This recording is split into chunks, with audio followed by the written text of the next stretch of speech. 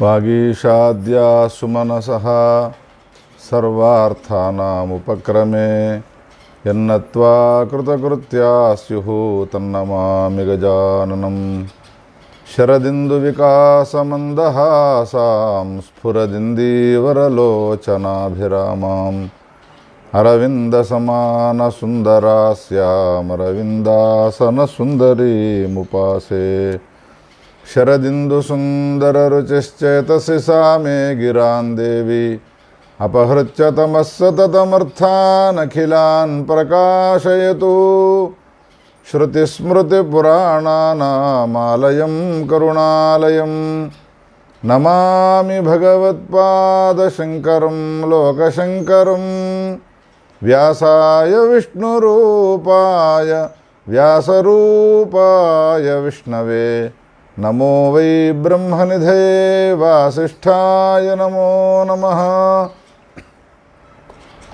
अविद्यारण्यकान्तारे भ्रमतां प्राणिनां सदा विद्यामार्गोपदेष्टारं विद्यारण्यगुरुं श्रेये विद्याविवेकेन पारं संसारवारिधेः प्रापयत्यनिशं भक्तान् तं विद्यारण्यमाश्रये।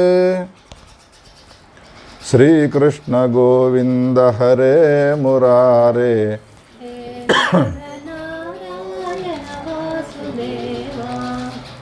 श्रीकृष्ण गोविंद हरे मुरारे हे नाथ नारायण वासुदेव हर हर शंभो गिरिजाबंधो शिव शिव शंकर भूतपते गिरीश महापज्जलधेरस्मान् उद्धर दीन कृपा जलधे शंकर शिवा शंभो महादेव शंकर शिवा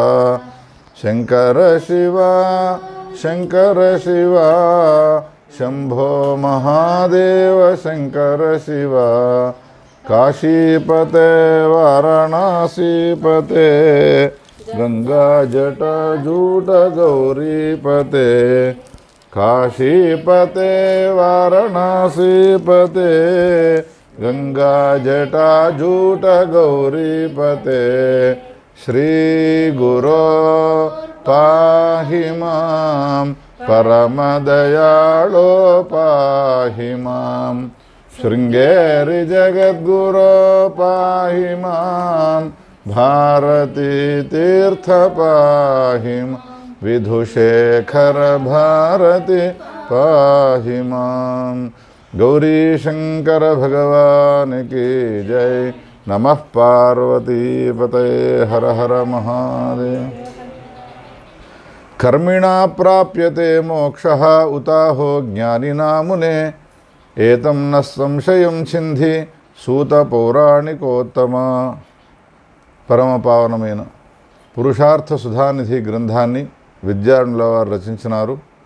వేదవ్యాసుడు రచించిన అష్టాదశ మహాపురాణాల్లోని అనేక కథలను ఒక్కచోటికి చేర్చి మనకు అందించినటువంటి మహా ఉత్కృష్టమైనటువంటి గ్రంథము. ధర్మార్థ కామ మోక్షములనేటువంటి స్కంధాల్లో మోక్ష స్కంధంలోని కథలను మనం వింటూ ఉన్నాం. శౌనకాది ఋషులంతా కూడా సూతుడిని అడుగుతూ ఉన్నారు, హే సూత, కర్మలను ఆచరించిన వానికి మోక్షం వస్తుందా, లేదా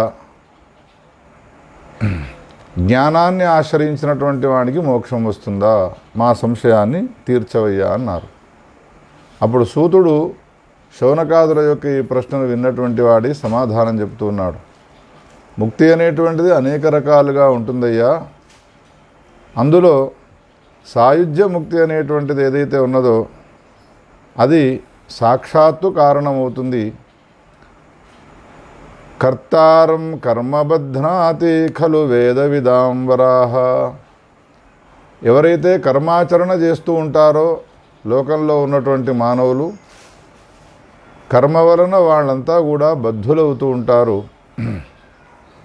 కానీ ఆచరించేటువంటి ఏ కర్మ ఉన్నదో ఆ కర్మ అది వైదిక లౌకిక ఉభయ కర్మలను కూడా తన కొరకే కాకుండా ఆచరించినటువంటి కర్మ ఫలాన్ని ఈశ్వరార్పణం చేసినప్పుడు ఆ ఆచరించినటువంటి కర్మ తప్పకుండా అది మోక్షానికి కారణమవుతుంది. ఇందులో సందేహించే అవసరం లేదు. సర్వం నారాయణేన్యస్య కుర్వన్ ముక్తో భవిష్యతి. ఆచరించినటువంటి ప్రతి కర్మను కూడా నారాయణార్పణమస్తు, కృష్ణార్పణమస్తు అని భగవదర్పణం చేసినాడు అనంటే ఆ కర్మ ఫలము తప్పకుండా మోక్షానికి కారణమవుతుంది. ఇందులో సందేహించే అవసరం లేదు. ఈ విషయంలో నేను నీకు కథను చెప్తాను వినవయ్యా అని సూతుడు శౌనకాదులకు కథను చెప్తున్నాడు. పూర్వకాలంలో వసు అనేటువంటి పేరు గల ఒక రాజు ఉండేవాడు. అతను బృహస్పతి ఆశ్రమానికి వెళ్ళినాడు. బృహస్పతి ఆయనను గౌరవించినాడు. వసువు బృహస్పతిని అడుగుతూ ఉన్నాడు, హే బృహస్పతే, ఇప్పుడు ఈ ప్రశ్నను మీరు ఏదైతే వేసినారో శౌనకాది ఋషులు, అదే ప్రశ్నను వసువు బృహస్పతిని గురించి వేసినాడు. కర్మను ఆచరించిన వానికి మోక్షం వస్తుందా, లేదా జ్ఞానాన్ని ఆశ్రయించినటువంటి వానికి మోక్షప్రాప్తి కలుగుతుందా? నా సంశయాన్ని మీరు తీర్చండి. దేవతా గురువు అయినటువంటి బృహస్పతి అప్పుడు సమాధానం చెబుతూ ఉన్నాడు. సర్వం నారాయణేన్యస్య కుర్వన్ ముక్తిం ప్రయాస్యతి శ్రూయతే చ మహారాజ సంవాదో విప్రలుబ్ధయో. ఆచరించేటువంటి ఏ కర్మలున్నాయో, ఈ కర్మ అనే పదానికి లౌకిక వైదిక ఉభయ కర్మలను మనం స్వీకరించాలి. వైదిక కర్మలు అనంటే యజ్ఞయాగాది క్రతువులు, వేదాల్లో, శాస్త్రాల్లో, పురాణాల్లో విధింపబడ్డటువంటి ఏ కర్మలు ఉన్నాయో అవి. లౌకికమైనటువంటి కర్మలు అనంటే మనం ఆచరించేటువంటి నిద్రలేచినప్పటి నుంచి పడుకునేంత వరకు స్నానం చేయడము, దంతధావనం చేయడము, వస్త్రధారణం చేయడము, భోజనం చేయడము మొదలైనటువంటి ఏవైతే ఉన్నాయో అవన్నీ కూడా ఈశ్వరార్పణ బుద్ధిగా ఆచరించాలి. నా కొరకై నేను ఏ ఒక్క కర్మను ఆచరించడం లేదు. నేను ఆచరించేటువంటి ప్రతి కర్మ కూడా ఈశ్వర ప్రీతి కోసమై ఈశ్వరార్పణ బుద్ధిగా ఆచరిస్తున్నాను అనేటువంటి భావాన్ని పొంది ఒకవేళ ఎవడైనా కర్మాచరణ చేస్తాడు అనంటే తప్పకుండా వానికి మోక్షం లభిస్తుందయ్యా. ఈ విషయంలో నేను కథ చెప్తాను విను అని బృహస్పతి వసువుకు ఓ కథ చెప్తూ ఉన్నాడు.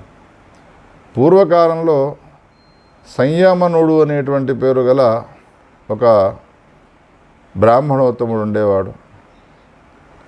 ఆయన భాగీరథి నదిలో స్నానం చేస్తూ ఉన్నాడు. సరిగ్గా ఆ సమయంలో విష్టరకుడు అనేటువంటి పేరు గల ఒక లుబ్ధుడు, అరణ్యంలో ఉండేటువంటి కిరాతుడు, పశుపక్ష్యాదులను సంహారం చేసి జీవనాన్ని కొనసాగించేటువంటి వాడు. వాడేం చేస్తూ ఉన్నాడు, ఆ నదిలో నీళ్లు తాగడానికి వచ్చినటువంటి లేళ్లు ఏవైతే ఉన్నాయో వాటిని చంపడానికి పూనుకున్నాడు. స్నానం చేసినటువంటి సంయమనుడు ఆ కిరాతునితో అంటున్నాడు, రే, జీవహింస మహాపాపము, జీవులను హింసించడం వల్ల నీకు సద్గతి లభించదు, అనవసరంగా నీవు జీవహింస చేసి నరకాల పాలుగాకు అనేటువంటి మాటలను అంటూ ఏ ప్రాణిహింస చేయడానికి పూనుకున్నాడో అటువంటి వాడిని ప్రాణిహింస చేయకుండా నివారిస్తూ ఉన్నాడు. ఈ మాటలన్నీ విన్నాడు ఆ విష్టరకుడు అనేటువంటి పేరు గల కిరాతుడు. విని ఏమంటూ ఉన్నాడు అనంటే, నాహం హింస్యామి వృధా జీవాన్ ద్విజోత్తమ. హే బ్రాహ్మణోత్తమ, నేను వ్యర్థముగా జీవులను హింసించడం లేదు. అయినా ఎవరు ఎవరిని సంహరిస్తారు, ఎవరి చేత ఎవరు సంహరింపబడతారు, లోకంలో రక్షించేది ఎవరు, రక్షణను పొందేది ఎవరు, ఒకసారి నీవు ఈ విషయాన్ని గురించి ఆలోచించినావా అన్నాడు. ఇటువంటి మాటలు ఆ లుబ్ధుడు మాట్లాడడంతో ఈ బ్రాహ్మణునికి ఆశ్చర్యం కలుగుతూ ఉన్నది. ఇంకా ఏం మాట్లాడతాడు అనంటే, పరమాత్మా స్వయంభూతై క్రీడత్యవ్యాహత స్వయం. ఈ జగత్తులనన్నిటినీ కూడా భగవంతుడు సృష్టించిన ఈ జగత్తులో భగవంతుడు ప్రవేశించి ఉన్నాడు అని అన్న తర్వాత, ప్రతి జీవులలో పరమాత్మ ఉన్నాడు అనేది వేద సిద్ధాంతం అయినప్పుడు ఎవడు ఏ పనిని ఆచరిస్తూ ఉన్నా కానీ అది వాడాచరించేటువంటి పని కాదు, పరమాత్మనే వాని చేత ఆ పనులను చేయిస్తూ ఉన్నాడు అనే విషయం నీకు తెలియదా స్వామి? కానీ లోకంలో ఉన్నటువంటి మానవులంతా కూడా ఏం చేస్తూ ఉన్నారు అనంటే, అన్ని పనులు వాడే చేయిస్తూ ఉన్నప్పటికీ, పరమాత్మనే మన ద్వారా చేయిస్తూ ఉన్నప్పటికీ నేను ఈ పనిని చేస్తూ ఉన్నాను అనేటువంటి అహంకారానికి పోతూ ఉన్నారయ్యా. ఇది సరైనటువంటిది కాదు. జగత్తులో ఉన్నటువంటి ప్రతి ప్రాణి, ఆకాశంలో ఎగిరేటువంటి పక్షి కావచ్చును, నేలపై నడిచేటువంటి పశువులు కావచ్చును, మానవులు కూడా కావచ్చును, వాళ్ళంతా కూడా లౌకిక కర్మలను, వైదిక కర్మలను ఆచరిస్తూ ఉన్నారు అనంటే వాటన్నిటికీ కూడా పరమాత్మ యొక్క సాన్నిధ్యం వలన మాత్రమే ఇది సాధ్యమవుతుంది. వాడు లేకపోతే అసలు జగత్తులో ఎవ్వడు కూడా ఏ పనిని ఆచరించలేడు అనేటువంటి మాటలు విన్న బ్రాహ్మణుడు ఆశ్చర్యచకితుడవుతూ ఉన్నాడు. కిమేతదుచ్యతే భద్ర ప్రత్యక్షం హేతుమద్వచ. ఏమయ్యా, నీకంతా ఏదో కళ్ళకు కట్టినట్టుగా, అంతా నేను ప్రత్యక్షానుభవాన్ని చేసుకున్నాను అన్నట్టుగా మాట్లాడుతూ ఉన్నావు. ఇది యథార్థంగా నీకు తెలుసునా అన్నాడు బ్రాహ్మణుడు. బ్రాహ్మణుని మాటను విన్నటువంటి ఆ లుబ్ధుడు, కిరాతుడు, అయితే నీకు ప్రత్యక్షంగా నిదర్శనమయ్యేట్టుగా కొన్ని ఉదాహరణలను చెప్తాను, నేను ఏది చెప్తే నీవు ఆ పని చేయాలి అన్నాడు ఆ కిరాతుడు. ఏం చెప్పినాడు అనంటే, తన సమీపంలో ఉన్నటువంటి ఇనుప జాలిని ఆయన చేతికిచ్చినాడు. ఇచ్చి దీని కింద మంటను పెట్టు అన్నాడు. మంటను రగిలించినాడు బ్రాహ్మణోత్తముడు. మంట ఒకటే మండుతూ ఉన్నది, జ్వాల. ఇప్పుడు ఈ లుబ్ధుడు, కిరాతుడు ఏమంటూ ఉన్నాడు అనంటే, ఈ ఒక్క మంటను నేను అనేక మంటలుగా చేస్తాను అన్నాడు. అదెట్లా సాధ్యమవుతుంది అన్నాడు ఈ బ్రాహ్మణుడు. నేను ఇచ్చినటువంటి ఏ జాలి ఉన్నదో ఆ మంట పైన పెట్టు అన్నాడు. మంట పైన ఎప్పుడైతే ఆ జాలిని పెట్టినాడో దానికి ఎన్ని రంధ్రాలు ఉన్నాయో అన్ని రంధ్రముల నుండి జ్వాలలు వస్తూ ఉన్నాయి. ఇప్పుడు ఒకటే జ్వాలను ఇన్ని జ్వాలలుగా నేను మార్చినాను కదా, ఇప్పుడు నా మాటను విని ఇన్ని జ్వాలలకు కారణమైనటువంటి ఏ జ్వాల ఉన్నదో ఆ జ్వాలను తొలగించు అన్నాడు. సమీపంలో ఉన్నటువంటి కుండలో నీళ్లు తీసుకువచ్చినాడు. మండుతున్నటువంటి ఆ మంటలపైన పోసినాడు. మంట చల్లారిపోయినది. ఇప్పుడు జాలి రంధ్రముల నుండి వచ్చేటువంటి జ్వాలలు ఏమైనాయి అని అడిగినాడు. అడిగితే జాలి రంధ్రములకు మూలమైనటువంటి ఏ జ్వాల గలదో ఆ జ్వాల ఆరిపోవడం వలన జాలి నుండి వచ్చేటువంటి ఏ మంటలు ఉన్నాయో అవి లేకుండా పోయినాయి అన్నాడు బ్రాహ్మణుడు. హే బ్రాహ్మణోత్తమ, జగత్ అంతా కూడా అటువంటిదే. ఇప్పుడు ప్రత్యక్ష నిదర్శనాన్ని నీకు చూపెట్టినాను. ఈ జాలి రంధ్రముల నుండి వచ్చినటువంటి ఏ మంటలు ఉన్నాయో అవన్నీ జగత్తులో ఉండేటువంటి జీవులుగా నీవు భావించు. ఆ జాలి రంధ్రంలోని జ్వాలలకు మూలమైనటువంటిది కింద ఉన్నటువంటి మంట ఏ విధంగా కారణమై ఉన్నదో, జగత్తులో ఉన్నటువంటి ప్రతి ప్రాణులకు కూడా కారణమైనటువంటిది ఎవడు అనంటే పరమాత్మనే కారణమై ఉన్నాడు. ప్రకృతిని ఆధారంగా పెట్టుకున్నటువంటి వాడే జగత్తులో ఉన్నటువంటి ప్రతి ప్రాణిలో సంచారం చేస్తూ ఉంటాడు పరమాత్మ. ఈ విషయాన్ని నీవు తెలుసుకోలేదా? ఈ భావాన్ని గనక పొంది ఇంద్రియమూలకమైనటువంటి కర్మలను ఎవడైతే ఆచరిస్తూ ఉంటాడో వాడు ఆచరించేటువంటి కర్మలు అవి కర్మలు అనే పేరుతో పిలువబడవు. పరమాత్మ యొక్క స్వరూపాన్ని పొంది నేను పరమాత్మనై ఉన్నాను అనేటువంటి భావం ఎవరికైతే ఉంటుందో వాడు ఆచరించేటువంటి ఏ కర్మలు ఉన్నాయో ఆ కర్మలు అనే పేరుతో పిలువబడవు.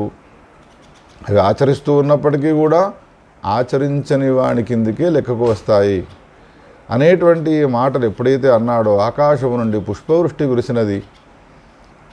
దివ్యమైనటువంటి విమానం వచ్చినది. లుబ్ధకుణ్ణి ఆ విమానం పైన కూర్చుండబెట్టుకున్నటువంటి వాళ్ళై దివ్యలోకానికి తీసుకువెళ్ళినారు అనే ఈ కథను చెప్తాడు సూతుడు శౌనకాదులకు. బృహస్పతి వసువుకు ఈ కథనంతా కూడా చెప్పి ఏం చెప్పినాడు అనంటే, ఎవడైతే శరీరాన్ని ధరించి ఉంటాడో అటువంటి వాడు లౌకిక వేదిక కర్మలను ఆచరిస్తూ ఉన్నప్పటికీ కూడా వాడి మనస్సు నిరంతరం పరమాత్మ యొక్క స్వరూపాన్నే చింతిస్తూ ఉన్నది.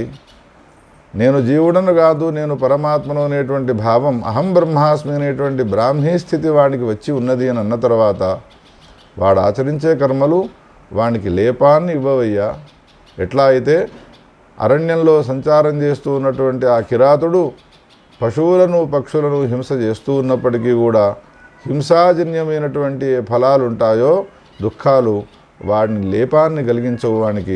వాడు నిరంతరం పరమాత్మ చింతన చేస్తూ ఉండడం వలన అనే విషయాన్ని ఈ కథ ద్వారా తెలియజేసి, కర్మల వలన మనకు మోక్షం వస్తుందా అనంటే 100% వాళ్ళు కర్మల వలన వస్తుంది, కాకపోతే పరంపరయా వస్తుంది. కర్మలను ఆచరిస్తూ ఆచరించేటువంటి కర్మల యొక్క ఫలాన్ని ఈశ్వరార్పణం చేసినప్పుడు ఈశ్వరుడు ఆ కర్మఫలము ద్వారా మన అంతఃకరణాన్ని శుద్ధి చేస్తాడు. శుద్ధమైనటువంటి అంతఃకరణంలో పరమాత్మ యొక్క సాక్షాత్కారం అవుతుందయ్యా అనేటువంటి విషయాన్ని ఈ అధ్యాయంలో తెలియజేసినాడు. భగవంతునికి సంబంధించినటువంటి నిర్మాల్యాన్ని ఎప్పుడూ కూడా ఉల్లంఘించకూడదు, దాటకూడదు. భగవంతునికి సంబంధించిన నిర్మాల్యాన్ని గనక ఒకవేళ దాటినాడు అనంటే వానికి ఉన్నటువంటి శక్తులన్నీ కూడా నశించిపోతాయి. ఈ విషయంలో నేను నీకు ఒక కథను చెప్తాను విను అని సూతుడు శౌనకాదులకు ఒక కథను చెప్తున్నాడు. విద్యార్థుల వారు మనకు ఆ విషయాన్ని తెలియజేస్తూ ఉన్నారు. పూర్వకాలంలో శంతను అనేటువంటి పేరు గల ఒక మహారాజు ఉండేవాడు. ఇక్కడ మనం నిర్మాల్యాన్ని ఉల్లంఘించకూడదు, దాటకూడదు అనంటే నిర్మాల్యము అనే పదానికి అర్థం ఏమిటి అనంటే దేవతలపై నుండి తీసినటువంటి పుష్పాలు, పత్రములు మొదలైనటువంటివి, నీళ్లు, అభిషిక్తమైనటువంటి నీళ్లు ఏవైతే ఉంటాయో వీటన్నిటిని కూడా నిర్మాల్యము అనే పేరుతో పిలుస్తారు. శంతను మహారాజు ఒకనాడు సంచారం చేస్తూ ఈ లోకానికి వచ్చి ఈ లోకంలో సంచారం చేస్తూ ఉన్నటువంటి వాడై రథాన్ని ఎక్కబోతూ ఉంటే రథాన్ని ఎక్కలేకపోతూ ఉన్నాడు. రథంలో సంచారం చేసినటువంటి నేను ఇంతవరకు ఎక్కి తిరిగినాను, ఇప్పుడు నేను ఎందుకు రథాన్ని ఎక్కలేకపోతూ ఉన్నాను అని బాధపడుతున్న సమయంలో నారదుడు ఆ ప్రాంతం నుంచి వెళుతూ, ఏమయ్యా శంతను, ఏమో బాధపడుతున్నావు నీవు అని అడిగితే, ఇప్పటిదాకా నా శరీరం చక్కగా ఉండింది, ఎందుకో ఇప్పుడు ఈ రథాన్ని నేను ఎక్కలేకపోతూ ఉన్నాను, నిస్సత్వతో కూడుకోనున్నాను, కారణం ఏమిటో తెలియడం లేదయ్యా అన్నాడు. అప్పుడు నారదుడు ఒక మాట చెప్తూ ఉన్నాడు. ఎత్ర క్వాపి మహారాజా నృసింహస్య మహాత్మనః నిర్మాల్యం లంఘితం తస్మాత్ రథారోహణ కర్మణి. ఈ రథాన్ని దిగిన తర్వాత నీవు సంచారం చేస్తున్న సమయంలో ఎక్కడైనా ఒక చోట నరసింహస్వామికి సంబంధించినటువంటి నిర్మాల్యాన్ని నీవు దాటి ఉండవచ్చును, దానివలన నీకు నిస్సత్వ అనేటువంటిది ఏర్పడ్డది, నీవు రథాన్ని అధిరోహించలేకపోతూ ఉన్నావు. ఈ విషయంలో నేను నీకు ఒక కథను చెప్తాను విను అని నారదుడు శంతను మహారాజు గారికి ఓ కథను చెప్తూ ఉన్నాడు. అంతర్వేదిలో ఒక మాలాకారుడు ఉండేవాడు. పూలమాలలు అల్లుకుంటూ జీవనాన్ని కొనసాగించేటువంటి వాడు. వాడేం చేసినాడు, విశాలమైనటువంటి క్షేత్రంలో అనేక రకాలైనటువంటి పూల జాతికి సంబంధించినటువంటి పూల చెట్లను పెంచినటువంటి వాడై ఆ చెట్ల నుండి వచ్చినటువంటి పూలనన్నిటిని కూడా తెంపుకొని మాలికలను అల్లి, పుష్పమాలను అల్లి కొన్ని బ్రాహ్మణులకు, కొన్ని మహాత్ములైనటువంటి వ్యక్తులు పూజలు చేస్తుంటే వాళ్ళకి ఇచ్చుకుంటూ మిగతా పుష్పాలు ఏవైతే ఉన్నాయో వాటిని అల్లి పూలదండలుగా జీవిక కోసమై వాడు తన ప్రయాణాన్ని కొనసాగిస్తూ ఉన్నాడు.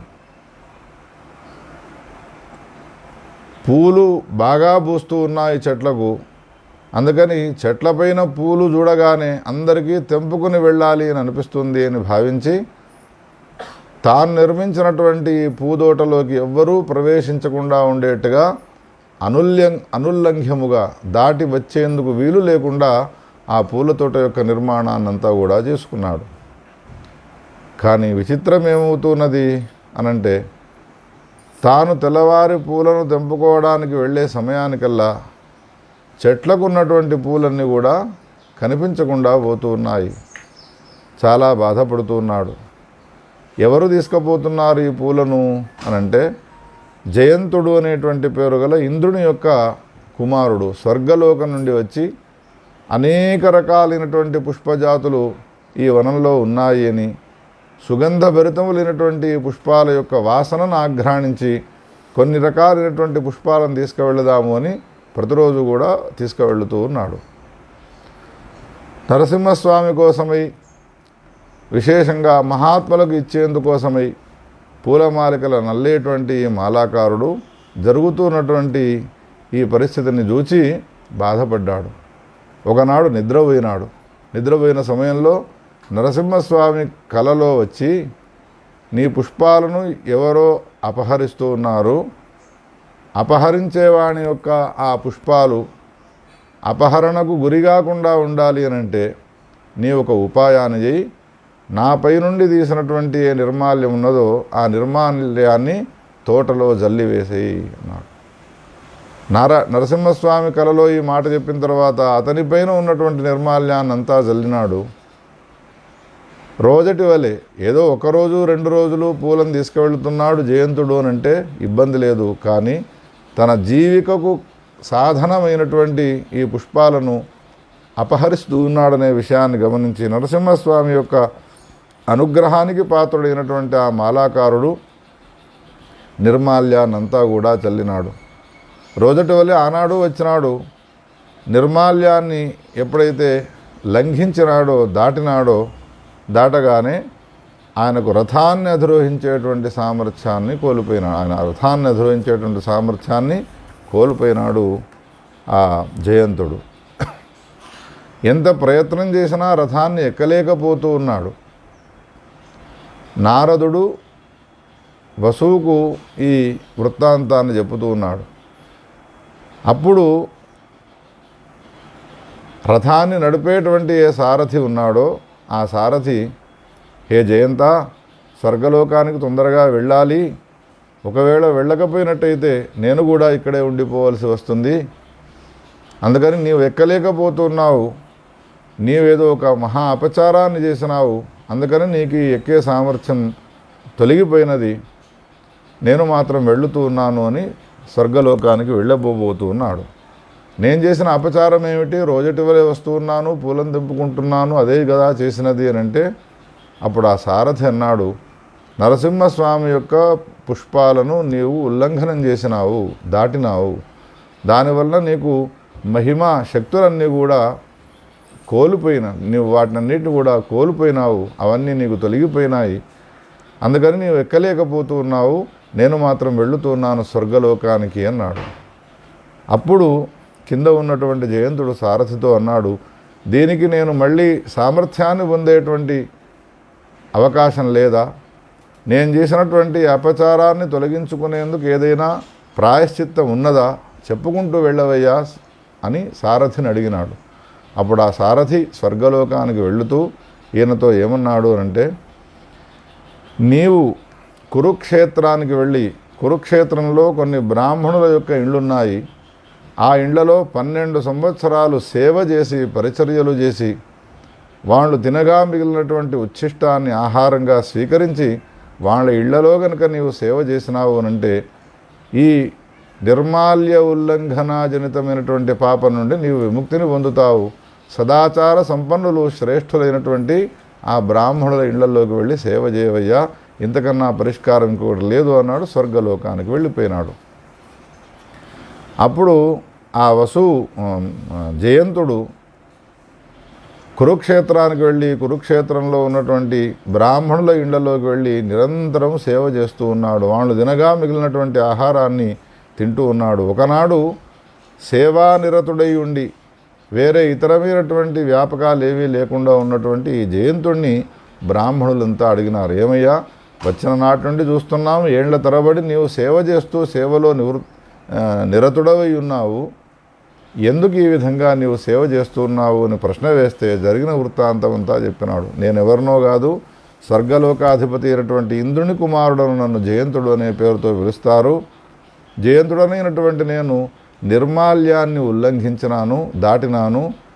దాని దోషం వలన నేను రథాన్ని అధిరోహించలేకపోయినాను. శక్తి సామర్థ్యాలు నాకు తొలగిపోయినాయి. దాని కొరకై నేను ప్రాయశ్చిత్తాన్ని చేసుకుంటూ ఉన్నాను.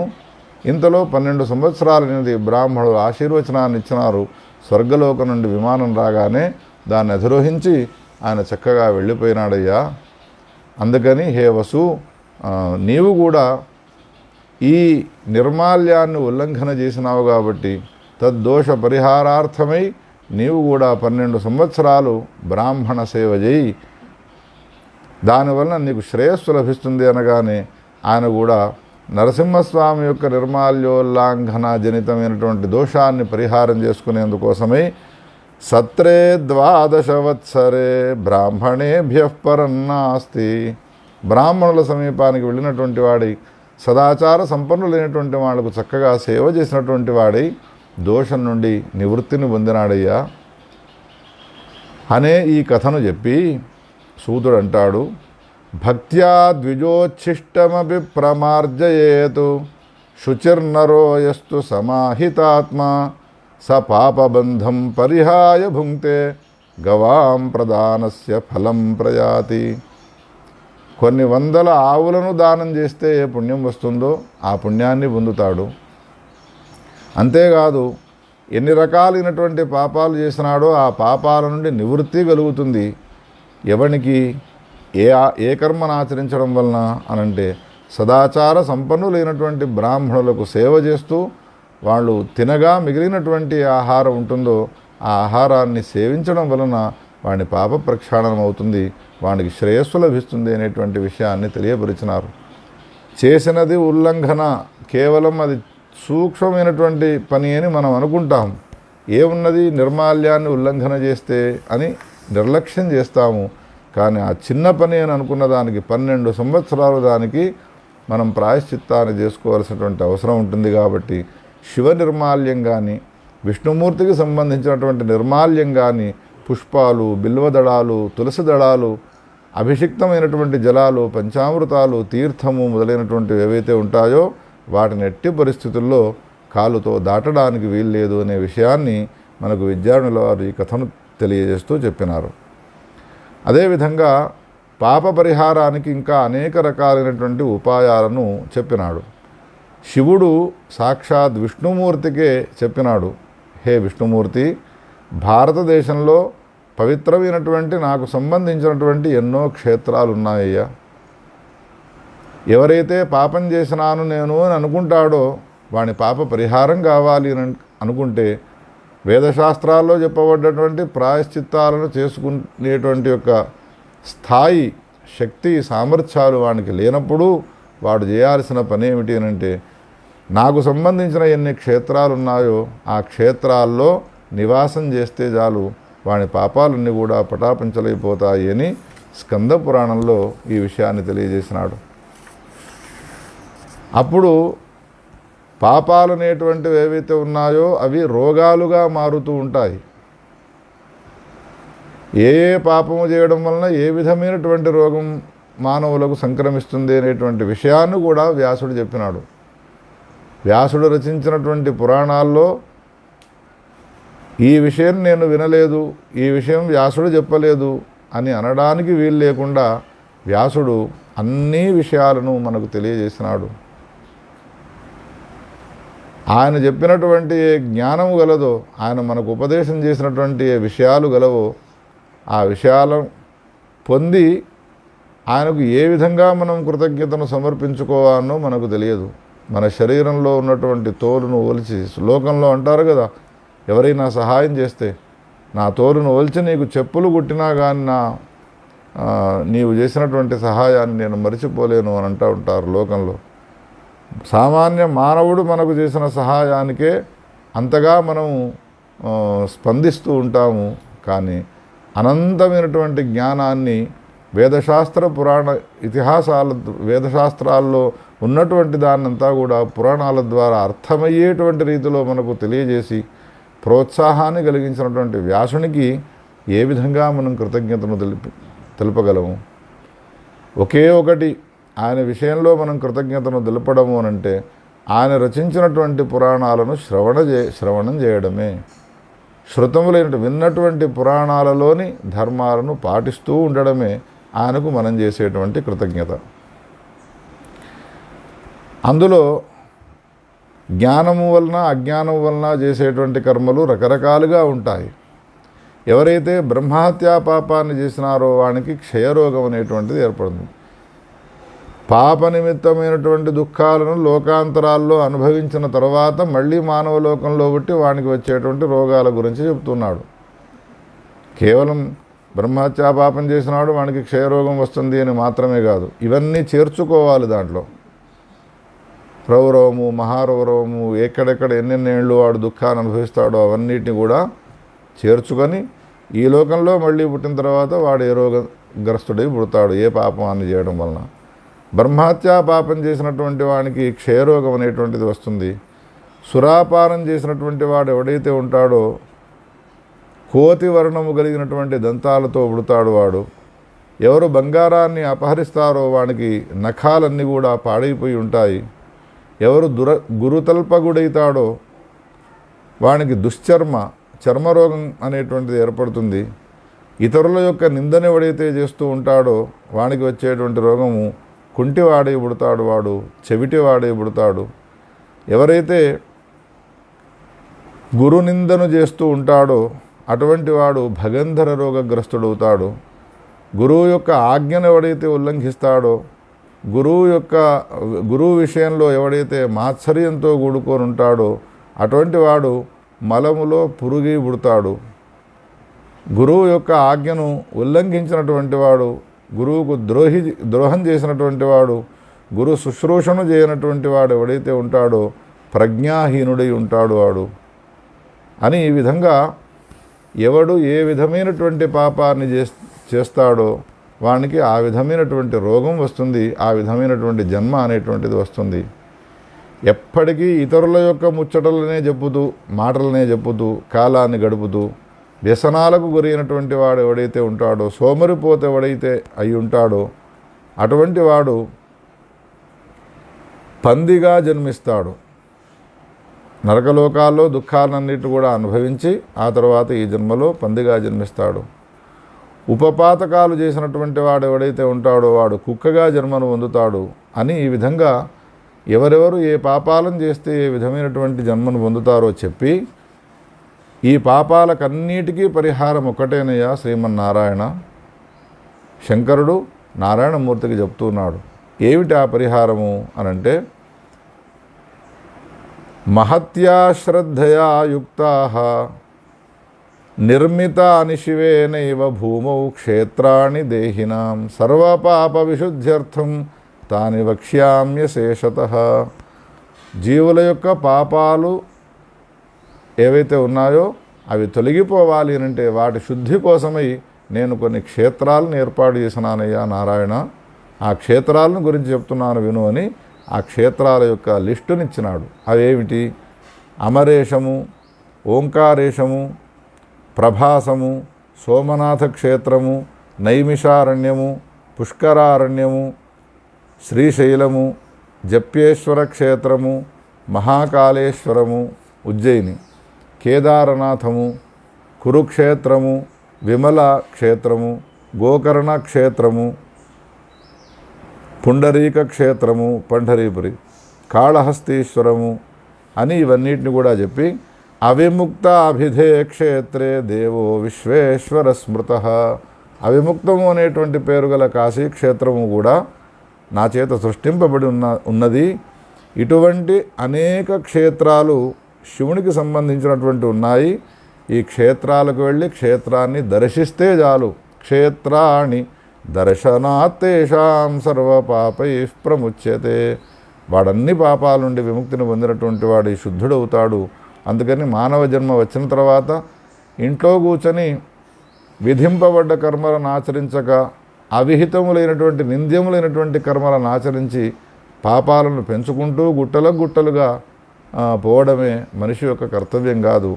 ఆచరించినటువంటి పాపాలను పరిహారం చేసుకునేందుకోసమై తీర్థయాత్రలకు వెళ్ళి తీర్థాల యొక్క దర్శనం చేసుకోవడం వలన కూడా మన పాపాలు పరిహారం అవుతాయనే విషయాన్ని వ్యాసుడు చెప్పినటువంటి స్కంద పురాణంలోని కథలను చెప్పుతూ విద్యార్థుల వారు మనకు తెలియజేసినారు. శివునికి సంబంధించిన క్షేత్రాలు లేదా విష్ణుమూర్తికి సంబంధించిన క్షేత్రాలను సంచారం చేసే అవకాశం ఉండదు. కొంతమందికి క్షేత్రాల్లోకి వెళ్ళలేరు. అప్పుడు చేయాల్సిన పనేమిటి? సాక్షాత్ శంకరుడే ఈ విషయాన్ని చెప్పుతూ ఉన్నాడు. ఓ గ్రామంలో కులాల వనిత ఉండేది. కుమ్మరి కులంలో పుట్టినటువంటి ఒక వనిత ఉండేది. చాలా సౌందర్యవతి, అనేక రకాలైనటువంటి వ్యక్తులను ఆకర్షించినది, ఎన్నో రకాలైనటువంటి పాడు పనులు చేసి అనేక ధనాన్ని సంపాదించినది. ఒకనాడు దాని భాగ్యవశాన దాని ఇంటి ముందుకు ఒక శివభక్తుడు వచ్చినాడు. ఎదురుగా వెళ్ళినది, కాళ్ళు కడిగినది, లోపలికి తీసుకువెళ్ళినది, ఒక ఆసనాన్ని వేసినది, కూర్చుండబెట్టినది. కొన్ని రోజుల వరకు ఆయనకు ఎన్ని రకాలైనటువంటి ఉపచారాలు, అన్ని రకాలైన ఉపచారాలు చేసినది. శివభక్తుడై నిరంతరం శివనామాన్ని జపించేటువంటి ఆయనకు సేవ చేయడం వలన దాని జీవితంలో చేసిన పాపాలన్నీ తొలగిపోయి దానికి దివ్యమైనటువంటి కైలాస ప్రాప్తి కలిగినదయ్యా.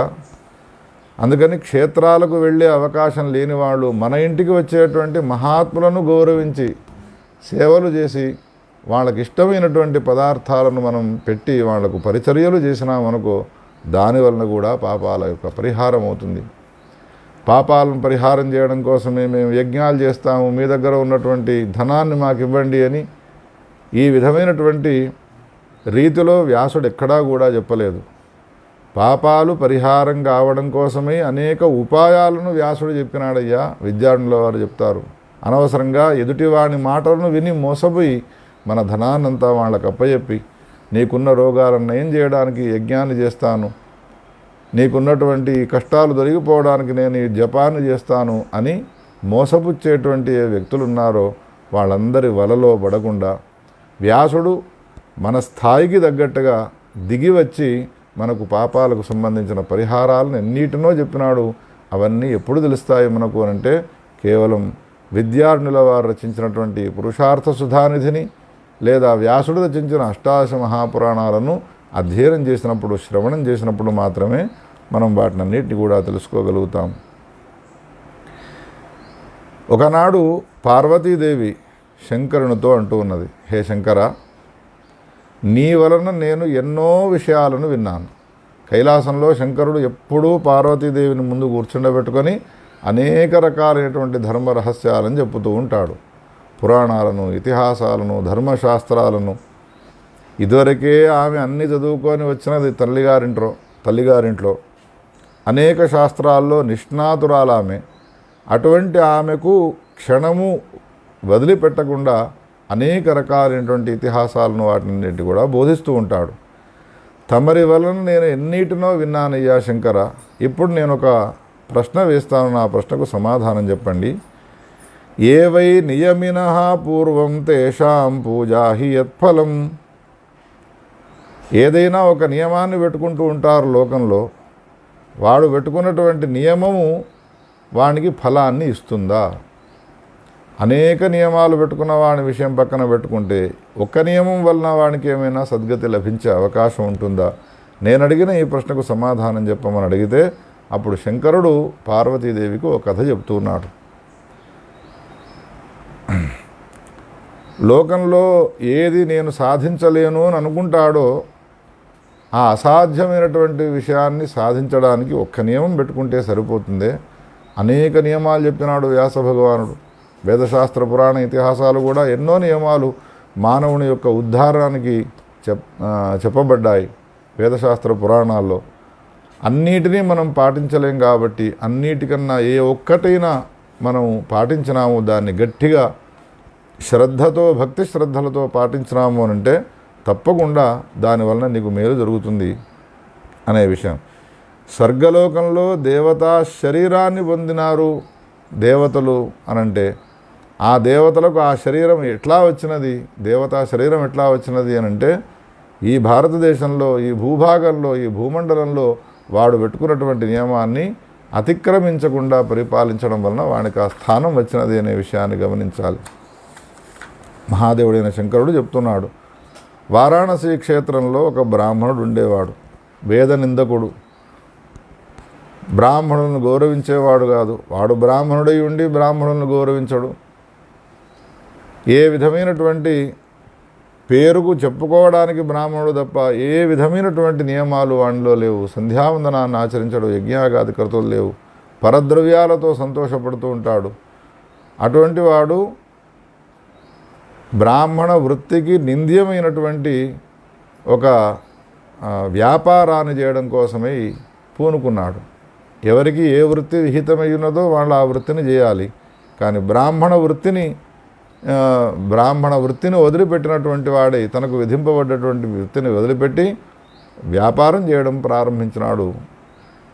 ఒక దుకాణాన్ని నడుపుకుంటున్నాడు కాశీక్షేత్రంలో. ఇంతలో స్వర్గం నుండి ఒకతను 4 రోజులు ఇక్కడ తిరిగిపోదామని కాశీక్షేత్రంలో ఒక సాధు వేషంలో సంచారం చేస్తూ ఈ బ్రాహ్మణి యొక్క దుకాణంలోకి వచ్చినాడు. శంకరుడు పార్వతీదేవికి చెప్తున్నటువంటి కథ ఇది. అప్పుడు ఈ బ్రాహ్మణుడు వచ్చినటువంటి వాడిని ఏమన్నాడు అంటే సాధువును, ఏమయ్యా నీవు స్వర్గంలో నుండి వచ్చినట్టుగా అనిపిస్తూ ఉన్నది నాకు అన్నాడు. ఇదెట్లా గుర్తించినావయ్యా నీవు అన్నాడు. అయినా స్వర్గలోకం నుండి వచ్చినావు అన్నావు, 100% నిజమే. నేను స్వర్గలోకంలో నుండి ఇక్కడికి సంచారం చేయడానికి వచ్చినాను అనంటే, అట్లా అయితే నీవు స్వర్గలోకంలో రంభను చూసినావా అన్నాడు ఈ దుకాణదారు బ్రాహ్మణుడు. చూడకపోవడం ఏమిటయ్యా, స్వర్గలోకానికి వెళ్ళిన తర్వాత రంభ, ఉర్వశి, మేనక, తిలోత్తమ, కల్పవృక్షము, కామధేను వీటన్నిటినీ అక్కడ చూస్తూ ఉంటారు. ఇవన్నీ భోగ వస్తువులై ఉన్నాయి అక్కడ. అయితే నువ్వు ఇంకోసారి వెళ్ళినప్పుడు స్వర్గలోకంలో కాశీక్షేత్రంలో ఉన్నటువంటి దుకాణాన్ని పెట్టుకున్నటువంటి ఈ బ్రాహ్మణుడు నిన్ను జ్ఞాపకం చేసినాడు అని అడుగు, చెప్పు ఈ విషయాన్ని. ఇక్కడ ఎన్ని రోజులు ఉండానో అన్ని రోజులుండి మళ్ళీ స్వర్గలోకానికి వెళ్ళినాడు. రంభ తారసపడ్డది. కాశీక్షేత్రంలో ఫలానా బ్రాహ్మణుడు దుకాణం పెట్టుకొని కాలాన్ని గడుపుతూ ఉన్నాడు, ఆయన నిన్ను జ్ఞాపకం చేసినాడు అని అంటే, ఎంతో జ్ఞాపకం చేసుకున్నా కానీ రంభకు వాడు జ్ఞాపకమే రాలేదు. ఏమోనయ్యా నాకు తెలియదు ఆయన గురించి అన్నది.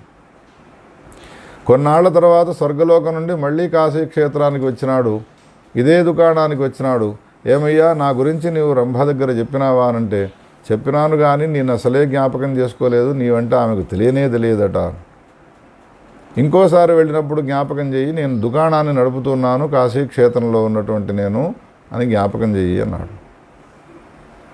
అప్పుడు రెండవసారి వెళ్ళినప్పుడు కూడా, అమ్మా నీకు మళ్ళోసారి జ్ఞాపకం చేసినాడు, క్షేమంగా ఉన్నావా అని అడగమన్నాడు కాశీక్షేత్రంలో ఒక దుకాణాన్ని నడుపుతున్నటువంటి బ్రాహ్మణుడు అన్నాడు. ఎంత జ్ఞాపకం చేసుకున్నా వాడు అసలు జ్ఞాపకమే రావడం లేదు రంభకు. ఏమోనయ్యా నాకు తెలియదు, అయినా నన్ను వాణ్ణి చూడాలనేటువంటి కోరిక ఉన్నట్టయితే జీవితంలో ఏదైనా ఒక నియమాన్ని పెట్టుకోమ్మను. ఏ నియమం లేకుండా, ఏ నిష్ఠ లేకుండా నేను ఎట్లా జ్ఞాపకం వస్తాను అనే మాటని చెప్పగానే మళ్ళోసారి కాశీక్షేత్రానికి వచ్చినప్పుడు అడిగినాను రంభను, కానీ నిన్ను ఆమె గుర్తించడం లేదు. రంభను చూడాలనే కోరిక కనుక ఒకవేళ వానికి ఉన్నట్టయితే, ఆ బ్రాహ్మణికి ఉన్నట్టయితే ఏదైనా ఒక నియమాన్ని పెట్టుకోమని అన్నదయ్యా అని చెప్పి వెళ్ళిపోయినాడు. ఇది బాగా అనిపించి వాడు ఏం చేసినాడు అంటే, ఈ రోజు నుండి నేను ఆహారాన్ని తినను అనేటువంటి పాషాణ వ్రతాన్ని చేసినాడు. అన్నాన్ని తినను అని సంవత్సర కాలం అన్నాన్ని తినకుండా వ్రతాన్ని చేసినాడు. కేవలం నీళ్లను తాగుతాడు తప్ప, గాలిని పీలుస్తాడు తప్ప అన్నాన్ని తినడు. ఏదైనా ఒక వ్రతం పెట్టుకోమని అన్నాడు కదా, నిరాహార వ్రతం, నిరసన వ్రతం పెట్టుకున్నాడు. ఇదైన తర్వాత రంభ ఒకనాడు ఇంద్రుని సమీపానికి వెళ్ళినది. భారతదేశంలోని పరమపావనమైనటువంటి కాశీక్షేత్రంలో ఒక బ్రాహ్మణుడు నిరసన వ్రతం చేస్తూ ఉన్నాడయ్యా, సంవత్సర కాలం నుండి అసలు ఆహారాన్ని స్వీకరించడం లేదు అనే మాటను చెప్పగానే ఇంద్రునికి ఈ విషయం తెలియగానే రంభతో అంటూ ఉన్నాడు, ఆ బ్రాహ్మణుడిని చూడాలనే కోరిక నీకున్నదా? అనగానే అవును అనే మాట చెప్పగానే ఇంద్రుడు స్వర్గలోక నుండి దేవదూతను పంపించి ఆ బ్రాహ్మణుణ్ణి విమానం పైన ఎక్కించుకొని స్వర్గలోకానికి తీసుకువెళ్ళినాడే పార్వతి. ఇది ఎట్లా జరిగినది? ఏదైనా ఒక నియమాన్ని పెట్టుకొని ఆ నియమాన్ని ఖచ్చితముగా పాటించినప్పుడు ఈ లోకంలో వాడు విస్తృతమైన ప్రచారాన్ని వదలడం కాదు, కాశీలో ఉన్న వాళ్ళందరూ అనుకునేవాళ్ళు బ్రాహ్మణుడు ఎంతకు తినడం లేదు, ఆహారాన్నే విడిచిపెట్టినాడు, ఎంత గొప్పవాడు అని అందరూ అనుకున్నారు. ఈ లోకంలో కాదు, లోకాంతరాల్లో ఉన్నటువంటి వాళ్ళు కూడా మనం ఇక్కడ చేసేటువంటి యజ్ఞయాగాది క్రతువులు, ఇక్కడ మనం పాటించేటువంటి ఏ నియమాలు ఉన్నాయో ఆ నియమాలను తెలుసుకొని మనను గుర్తిస్తారు వాళ్ళు, లోకాంతరంలో ఉన్నటువంటి వాళ్ళు. ఇప్పుడు రంభ ఏ విధంగా 3 సార్లు అడిగినా కానీ గుర్తించలేదు, కానీ నియమము కట్టుదిట్టమైనటువంటి నియమాన్ని ఎప్పుడైతే వీడు చేసినాడో ఆ నియమ పరిపాలనను దృష్టిలో ఉంచుకొని ఇంద్రుని ద్వారా వాడిని తెప్పించుకొని స్వర్గలోకానికి సంబంధించిన సుఖభోగాలన్నింటిని కూడా ఇప్పించినదే అనే ఈ కథను శంకరుడు పార్వతీదేవికి చెప్పి, యఃకశ్చిన్ నియమం దేవి స్వల్పం వా యది వా బహు దృఢం వ్రతం సమాస్థాయ సత్యం స్వర్గం సగచ్చతి. అది చిన్నదే కావచ్చును, అది పెద్దదే కావచ్చును. కొంతమంది ఏం చేస్తారు, మంగళవారం ఉపవాసం ఉంటాను నేను, సాయంత్రం వరకు ఏమీ తినను అని పెట్టుకుంటారు. కొంతమంది ఏం చేస్తారు, ఉపవాసం ఉండడం నాకు దొరకదు, అన్నాన్ని తినను, ఒక ఉపహారాన్ని మాత్రం చేస్తాను, అదొక నియమం పెట్టుకుంటారు వాళ్ళు. కొంతమందికి నియమం ఉంటుంది, 3 పూటలు భోజనం చేస్తాను అనేటువంటి నియమం. ఆ నియమం పెట్టుకున్నవాడు ఇంకో రకమైన తిండి లేకుండా నేను బ్రతకలేను అని అనుకునేవాడు ఇంకేదైనా ఒక నియమాన్ని పెట్టుకొని భగవన్నామాన్ని నిరంతరంగా జపిస్తాను అనే నియమాన్ని పెట్టుకోవాలి. ఇక్కడ ఏమంటాడు అనంటే శంకరుడు పార్వతీదేవితో చెప్పుతూ, దేవి పూజాసు నియమం యః కరోతి దినే దినే సమల్లోకమవాప్నోతి పునరావృత్తివర్జితం. శివుడనైన నాకు సంబంధించినటువంటి పూజను ప్రతిరోజు చేస్తాను అని ఒక నియమం పెట్టుకోవాలి. ఆ నియమాన్ని ఎవడైతే పెట్టుకుంటాడో మరణించిన తర్వాత వాడు నా లోకానికి వస్తాడు. ఇంకా కొన్ని సూచనలు చేసినాడు శంకరుడు. శివుడికి నైవేద్యం పెట్టకుండా నేను నీళ్లు కూడా తాగను అనే నియమాన్ని కొంతమంది పెట్టుకోవాలి. ఆ నియమం ఎట్లా ఉండాలి అంటే, వరం ప్రాణపరిత్యాగ శిరసచ్ఛేదనం వరం నత్వం అసంపూజ్య భుంజీయాద్ భగవంతం త్రిలోచనం. ప్రాణాలను పోగొట్టుకుంటాను నేను, నా శిరస్సును ఖండించుకుంటాను, కానీ శివుణ్ణి పూజించకుండా మాత్రము నేను భోజనం చేయను అనేటువంటి వ్రతాన్ని పట్టాలి, నియమాన్ని స్వీకరించాలి. ఈ విధంగా కొన్ని సూచన చేసినాడు శంకరుడు పార్వతీదేవికి. మనం దీన్ని విన్న తర్వాత మనకు ఏది ఇష్టమై ఏది సులభమై ఉంటుందో, ఏ దాన్ని మనం పాటించగలమో ఆ నియమాన్ని కనుక ఒకవేళ మనం చక్కగా పాటించినాము అంటే ఆ నియమ పరిపాలననే ఉత్తమ లోకాలకు అది కారణమవుతుంది, వెళ్ళేందుకు కారణమవుతుంది అనే విషయాన్ని స్కంద పురాణంలో చెప్పినటువంటి కథామూలకంగా విద్యార్థుల వారు మనకు వినిపించినారు. శోకం అనేటువంటిది దేని వలన ఏర్పడుతుంది? స్కంద పురాణంలోని కథను ఆధారంగా చేసుకొని మనకి ఈ విషయాన్ని తెలియజేసినారు. ఏ దాని యందు మనం అభిమానాన్ని పెంచుకున్నామో అది మనకు దూరమైనప్పుడు శోకం అనేటువంటిది ఏర్పడుతుంది. అందుకని దేనిపైన అభిమానాన్ని ఎక్కువగా పెంచుకోకూడదు. ఒక పిల్లిని మనం ప్రేమగా చూసుకున్నాము, ఆ పిల్లి ఎక్కడికో పోయినది, దాని వలన మనకు శోకం అనేటువంటిది ఏర్పడుతుంది. 4 రోజులు దానికి సంబంధించిన దుఃఖాన్ని అనుభవించవలసి వస్తుంది. గృహక్షేత్ర కళత్రాది ద్విజాహ శోకస్య కారణం. ఇల్లు, పొలాలు, తర్వాత భార్యాపుత్రాదులు, భర్తలు మొదలైనటువంటి వాళ్ళు ఎవరైతే ఉంటారో, ఎవరైనా కావచ్చును, వాళ్ళందరిపైన పెట్టుకునేటువంటి అభిమానం ఉన్నదో దానివలన వాడికి శోకం అనేటువంటిది ఏర్పడుతుంది. ఇంద్రగుప్తుడు అనేటువంటి పేరు గల ఒక వైశ్యుడు ఉండేవాడు, పరమధర్మాత్ముడు. అనేక రకాలైనటువంటి భోగాలను అనుభవించినాడు, బాగా సంపాదించినాడు. ఎన్ని రోజులు సంపాదించి భోగాలను అనుభవించినా దీనికి తృప్తి ఎక్కడ ఉంటుంది? అందుకని భగవత్ చింతన చేయాలి. ఇక్కడ ఉంటే, ఊర్లో ఉంటే ఇది కుదరడం లేదు అని అరణ్యానికి వెళ్ళి అరణ్యంలో వానప్రస్థాశ్రమాన్ని స్వీకరించి కాలాన్ని గడుపుతాను అని భార్యతో సహా అరణ్యానికి బయలుదేరినాడు. తన భోగాలన్నింటినీ కూడా కొడుకులకు అప్పచెప్పి వెళ్ళిపోయినాడు అరణ్యానికి. అరణ్యంలో నివాసం చేస్తూ చక్కగా భగవత్ సంకీర్తనం చేస్తూ కాలాన్ని గడుపుతూ ఉన్నారు. ఏ విధమైనటువంటి ఇబ్బందులు లేవు, దుఃఖాలు లేకుండా జీవనం కొనసాగుతున్నది. ఇట్లా ఉంటూ ఉండగా ఒకనాడు నీళ్లు తీసుకురావడానికి భార్య వెళ్ళినది. తాను కూడా ఆశ్రమంలో కట్టెల కోసమై అరణ్యానికి వెళ్ళినాడు. ఆశ్రమంలో లేవు కట్టెలు అని అడవికి వెళ్ళి కట్టెలు తీసుకురావడానికి వెళ్ళినాడు. నీళ్లు తీసుకురావడానికి వెళ్ళినటువంటి ఏ భార్య గలదో ఆ భార్యను ఒక పులి చంపి పారేసినది. ఇంటికి వచ్చిన తర్వాత ఇల్లంతా వెతికినా కానీ ఎక్కడా తన భార్య కనిపించడం లేదు. అడవంతా గాలించినాడు, ఎక్కడ కూడా భార్య కనిపించలేదు. హా ఆగత ఆసి మహాభాగే, ఎక్కడికి వెళ్ళినావే నీవు? నిన్నటిదాకా ఉన్నావు, ఇప్పటిదాకా ఉన్నావు, 5 నిమిషాల క్రితం వరకు కూడా నీవు నాకు కనిపించి మందహాసం చేసినావు, ఎక్కడికి వెళ్ళినావు అని దుఃఖంలో పడిపోయినాడు. పరితప్త హృదయం గలవాడై, హృదయంలో విపరీతమైనటువంటి దుఃఖాన్ని అనుభవిస్తూ ఉన్నటువంటి వాడై, ఎక్కడికి వెళ్ళాలి నేను, నాకు ఇప్పుడు ఈ దుఃఖాన్ని తొలగించేవాడు ఎవడు అని బాధపడుతూ ఉన్నాడు. అనుకూలవతి అయినటువంటి భార్య ఉండి ఆ భార్య కనుక ఒకవేళ దూరం అయిపోయినది అన్న తర్వాత ఆ భర్త తట్టుకోలేడు. ఇల్లును ఇల్లు అనే పేరుతో విలువరు, ఇల్లాలిని ఇల్లు అని అంటారు. గృహం నగృహం గృహమిత్యాహు, గృహాన్ని గృహము అనరు, ఇల్లాలినే ఇల్లు అనే పేరుతో పిలుస్తారు. సంతోషంతో కూడుకుని పరిచర్యలు చేసేటువంటి ఇల్లాలు గలదో ఆమె వెళ్ళినది అన్న తర్వాత ప్రతి గృహస్థు దుఃఖాన్ని అనుభవించవలసి వస్తుంది. ప్రాయోపవేశనం చేయన్న నేను బ్రతికి ఇంకా సాధించేది ఏమున్నది అనేటువంటి నిరాశ నిస్పృహతో బాధపడుతూ ఉన్న సమయంలో ఒక సిద్ధపురుషుడు ఆయన సమీపానికి వచ్చినాడు. ఏమయ్యా, ఎందుకు ఏడుస్తున్నావు, నువ్వు ఇంత బాధపడుతున్నావు ఏమిటి అని అంటే జరిగిన వృత్తాంతాన్నంతా చెప్పినాడు. ఇల్లును వదిలిపెట్టి వానప్రస్థాశ్రమం చేస్తున్న సమయంలో నా భార్య ప్రాణత్యాగం చేసిన, ఆమె మరణించినది. ఆమె లేకుండా నేను ఒక క్షణం ఉండలేకపోతూ ఉన్నాను. చక్కని నాకు పరిచర్యలు చేస్తూ సేవ చేసేటువంటి సద్భావం కలిగినటువంటిది నా భార్య అని బాధపడుతూ ఏడుస్తూ ఈ విషయాన్ని చెప్పగానే ఆయన ఓదార్పు మాటలు చెప్పినాడు. సూతుడు శౌనకాలతో చెప్తూ ఏమంటాడు అనంటే, జనన మరణాలు అనేటువంటివి సహజమేనయ్యా. పుట్టినవాడు ఎప్పటికీ ఉండాలి అని మనం కోరుకుంటాము, కానీ ఎప్పటికీ ఉండాలి అనుకుంటే 16 మంది మహారాజులు వచ్చినారు. మహాశౌర్య వీర్య పరాక్రమాలు గలవాళ్ళు. ఏ కార్తవీర్యార్జునుడు ఇప్పుడు ఉన్నాడా? ఏ రామచంద్రుడు జన్మించినాడు ఈ భారతదేశంలో, ఆయన ఉన్నాడా? కృష్ణ పరమాత్మ జన్మించినాడు, ఇప్పటికీ ఉన్నాడా? అందుకని జనన మరణాలు అనేటువంటివి ఏవైతే ఉన్నాయో ఇవి ప్రవాహంలో ఇవి జరిగేటువంటి వ్యవస్థలే ఇవి.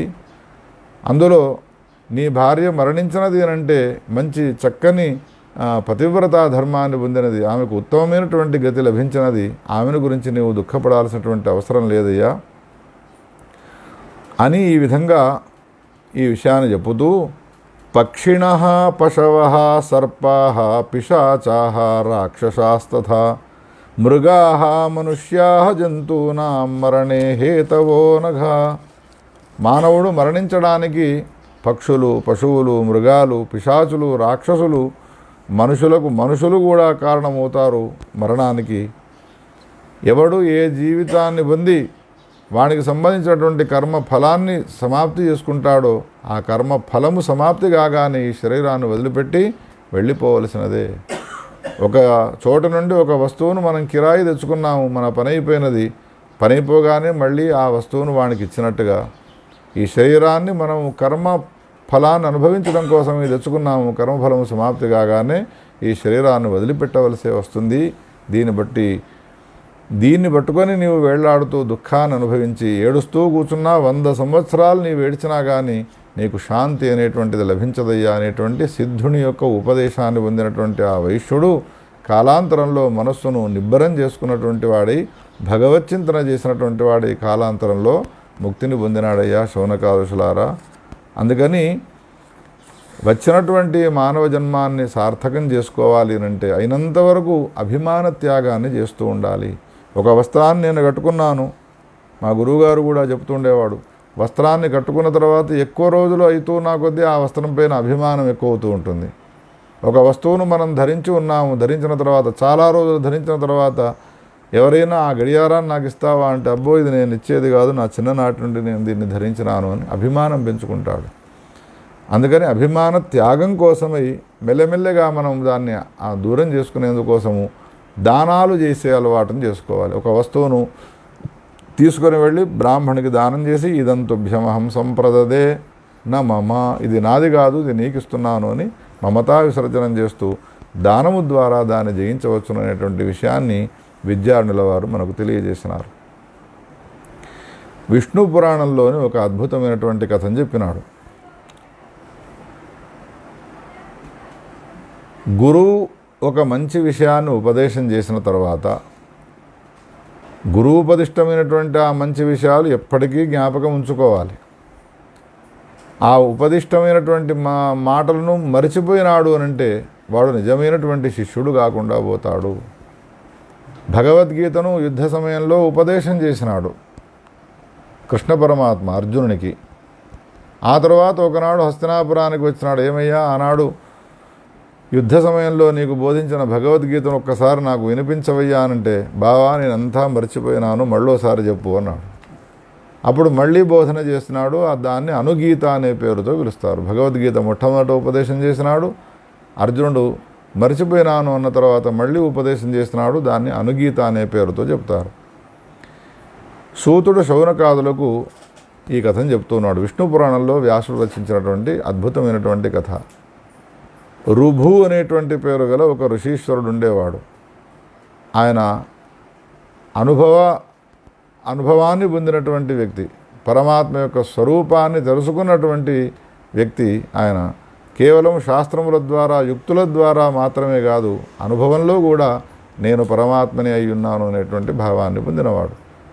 అందుకని తను అనుభవించినటువంటి అనుభూతమైనటువంటి విషయం గలదో ఆ అనుభూతమైనటువంటి విషయాన్ని ఒక శిష్యునికి బోధించి ఈ శరీరాన్ని వదిలిపెట్టాలి అని ఒక ఉత్తమమైనటువంటి సంకల్పాన్ని చేసినాడు. అందుకని ఆ ఉత్తమమైనటువంటి శిష్యుని కోసం అన్వేషణ చేస్తూ ఉన్నాడు. ఇంతలో నిదాఘుడు అనేటువంటి పేరు గల ఒక శిష్యుడు ఆయనకు దొరికినాడు. నిదాఘుని ఇంటికి వెళ్ళినాడు. వెళ్ళగానే నిదాఘుడు ఈయనకు రుభువుకు పరిచర్యలు, సేవలు అన్నీ కూడా చేసినాడు. చేసిన తర్వాత కూర్చొని అద్భుతమైనటువంటి వేదాంత ఉపదేశాన్ని చేస్తూ ఉన్నాడు. ఏమంటూ ఉన్నాడు అంటే, హే నిదాఘ, పరమాత్మను మనము తెలుసుకోవాలి అనంటే అనేక రకాలైనటువంటి మార్గాలు ఉన్నాయి. వేదాల యొక్క సారభూతమైనటువంటి ఏ ఉపనిషత్తులు ఉన్నాయో ఆ ఉపనిషత్తులన్నీ కూడా జీవపరమేశ్వరుల యొక్క స్వరూపాన్ని తెలియపరచడానికే ప్రవృత్తములై ఉన్నాయి. ఉపనిషత్తుల్లో ఏం చెప్పబడ్డది అని ఒకవేళ మనం ప్రశ్న వేస్తే, ఉపనిషత్తులలో చెప్పబడ్డటువంటి విషయము జీవపరమేశ్వరుల యొక్క అభేదమే చెప్పబడ్డది. నేను జీవుడను అని ఏదైతే అనుకుంటూ ఉన్నావో, నీవు జీవుడవు కాదు, నీవు పరమాత్మవే. జీవుడు పరమాత్మ అని ఇద్దరు లేరు, జీవుడు పరమాత్మనే అయ్యున్నాడు అనే విషయాన్ని స్పష్టపరిచేందుకోసమే ఉపనిషత్తులన్నీ కూడా బయలుదేరినాయి. ఆ ఉపనిషత్తులలో ఉన్నటువంటి విషయాన్ని నీకు తెలియజేస్తాను, వినరా అని చెప్పడం ప్రారంభించినాడు. ఉపనిషత్తులన్నీ కూడా పరమాత్మను గురించి తెలియపరిచే విషయంలో భిన్న భిన్నమైన మార్గాలను ఎంచుకున్నాయి. ఒక చోట ఉన్న వ్యక్తిని మనం గుర్తించాలి. అయోధ్యలో రాముడు ఉన్నాడు అని అంటే, రాముడు ఎక్కడ ఉన్నాడు అని చెప్పడానికి 10 మందిని అడిగితే 10 మంది 10 రకాలైనటువంటి మార్గాలను సూచిస్తారు. ఎట్లానో పరమాత్మ యొక్క స్వరూపాన్ని తెలుసుకునేందుకోసమై ఉపనిషత్తులన్నీ కూడా విడివిడిగా భిన్న భిన్నమైనటువంటి మార్గాలను అవలంబించి ఈ మార్గాన్ని అవలంబించి నీవు పరమాత్మను తెలుసుకో, ఈ మార్గాన్ని అవలంబించి నీవు పరమాత్మను తెలుసుకో అని విభిన్నమైనటువంటి మార్గాలు మనకు తెలియజేసినాయి ఉపనిషత్తులు. అందులో పరమాత్మ అంటే నీవు అన్నాన్ని తినేటువంటి ఏ శరీరం గలదో ఈ శరీరమునే మొట్టమొదట పరమాత్మ అని తెలుసుకో. శరీరం పరమాత్మన అంటాడు శిష్యుడు. దాని లోపల ఇంకొక కోశం ఉన్నది. ఆ కోశమును ఏమంటారు అనంటే ప్రాణమయ కోశము. ఉచ్ఛ్వాస నిశ్వాసలు తీసేటువంటి ఏ ప్రాణం గలదో దాన్ని నీవు పరమాత్మ అని గుర్తించు. ఓ ప్రాణము పరమాత్మన అని శిష్యుడు అడిగితే, దాన్ని నువ్వు పరమాత్మ అని స్వీకరించినావు కదా, దాన్ని వదిలిపెట్టు. ఆ తర్వాత ఇంకొకటి ఉంటుంది లోపలికి వెళితే, దాన్ని మనోమయ కోశము అని అంటారు. ఓ మనోమయ కోశము పరమాత్మన అని శిష్యుడంటే దాన్ని కూడా నీవు వదిలిపెట్టు, అందులోపల ఇంకొకటి ఉంటుంది విజ్ఞానమయ కోశము అని. విజ్ఞానమయ కోశాన్ని వీడు పరమాత్మ అని గుర్తించినాడు శిష్యుడు. ఓ విజ్ఞానమయ కోశం పరమాత్మన అని అంటే దాన్ని కూడా వదిలిపెట్టి ఇంకా లోపలికి వెళ్ళినట్టయితే ఆనందమయ కోశం అనేటువంటి ఒక కోశం ఉంటుంది. ఓ ఆనందమయ కోశం పరమాత్మన అని అడిగితే దాన్ని కూడా వదిలిపెట్టు, దానికి పుచ్చస్థానమైనటువంటిది ఏదైతే ఉన్నదో దాన్ని పరమాత్మగా గుర్తించు అని మొట్టమొదట స్థూలము, ఆ తర్వాత సూక్ష్మము, సూక్ష్మం నుండి ఇంకా సూక్ష్మానికి వెళ్ళి వీటన్నిటికీ ఆధారభూతమైనటువంటి ఆనందమయంలో పుచ్చబ్రహ్మ ఏది గలదో దాన్ని నీవు పరమాత్మగా స్వీకరించు అని చెప్తుంది ఉపనిషత్తు. ఆకాశంలో ఉన్న చంద్రుణ్ణి చూపాలి అని తల్లి కుమారుణ్ణి తీసుకుని వెళ్ళి చంద్రుడు ఎక్కడ ఉన్నాడమ్మా అని ప్రశ్న వేస్తే ఆ గుట్టను చూడరా నాయన అంటుంది. గుట్ట చంద్రుడా అంటాడు కొడుకు. ఆ గుట్ట పైన ఉన్నటువంటి చెట్టును చూడురా అంటుంది. చెట్టు చంద్రుడా అంటాడు పిల్లవాడు. చెట్టును చూసినావు కదా, ఆ చెట్టుకు కొమ్మ ఉంటుంది చూడు, కొమ్మ చంద్రుడా. ఆ కొమ్మ చివరికి ఉండేటువంటి ఆకును చూడు, ఆకు చంద్రుడా. అది కూడా వదిలిపెట్టి ఆకు పైన ఉండేటువంటి తెల్లగా ఉన్నటువంటి ఏదైతే ఉన్నదో దాన్ని చంద్రుడు అని ఈ విధంగా మొట్టమొదట కొన్నిటిని చూపుతూ ఆ చూపిన దాని యందు పరమాత్మ యొక్క స్వరూపాన్ని ఆరోపణ చేసి ఆ తర్వాత దాన్ని నిషేధించడం. అధ్యారోప అపవాదాభ్యాం నిష్ప్రపంచం ప్రపంచతే అని ఈ విధంగా ఆనందానికి కూడా ఆధారభూతమైనటువంటిది ఏదైతే ఉన్నదో సత్యం జ్ఞానమనంతం యద్బ్రహ్మానంతం శ్రుతౌ శ్రుతం తద్విద్ధి హృదయే భాతం ప్రత్యక్తత్వమితి ద్విజ. హృదయంలో ఆ ఆనంద స్వరూపం ఏదైతే ఉన్నదో దాన్నే పరమాత్మ యొక్క స్వరూపంగా చింతించవయ్యా. అన్ని కోశాలను వదిలిపెట్టి ఆనందమయ కోశంలోని ఏ పుచ్చ స్వరూపమైనటువంటి పరబ్రహ్మ స్వరూపాన్ని ఎవడైతే తెలుసుకుంటాడో అనుభవపూర్వకంగా అటువంటి వానికి అనాది నుండి అనేక జన్మల నుండి ఎన్ని రకాలైనటువంటి బంధాలు ఉన్నాయో ఆ బంధాలన్నీ కూడా దొరికిపోతాయి. భిద్యతే హృదయ గ్రంథి ఛిద్యంతే చాస్య సంశయా. అందుకని ఆ బ్రహ్మను గురించి నీవు తెలుసుకునే ప్రయత్నాన్ని చేయరా నాయన అని ఈ వచ్చినటువంటి ఏ రైభ్యుడున్నాడో నిదాఘునికి బోధన చేస్తూ ఉన్నాడు. ఇంకో మార్గాన్ని అవలంబించి చెబుతూ ఉన్నాడు. ఈ కళ్ళతో మనము వస్తువులను చూస్తూ ఉన్నాము, కానీ పరమాత్మను చూడలేము. కళ్ళతో మనం వస్తువులను చూస్తూ ఉన్నాము, కానీ పరమాత్మను చూడలేము. కానీ లోపల ఉన్నటువంటి ఏ తేజస్సు గలదో అది కళ్ళతో చూసే అనుగ్రహాన్ని ఇస్తూ ఉన్నది.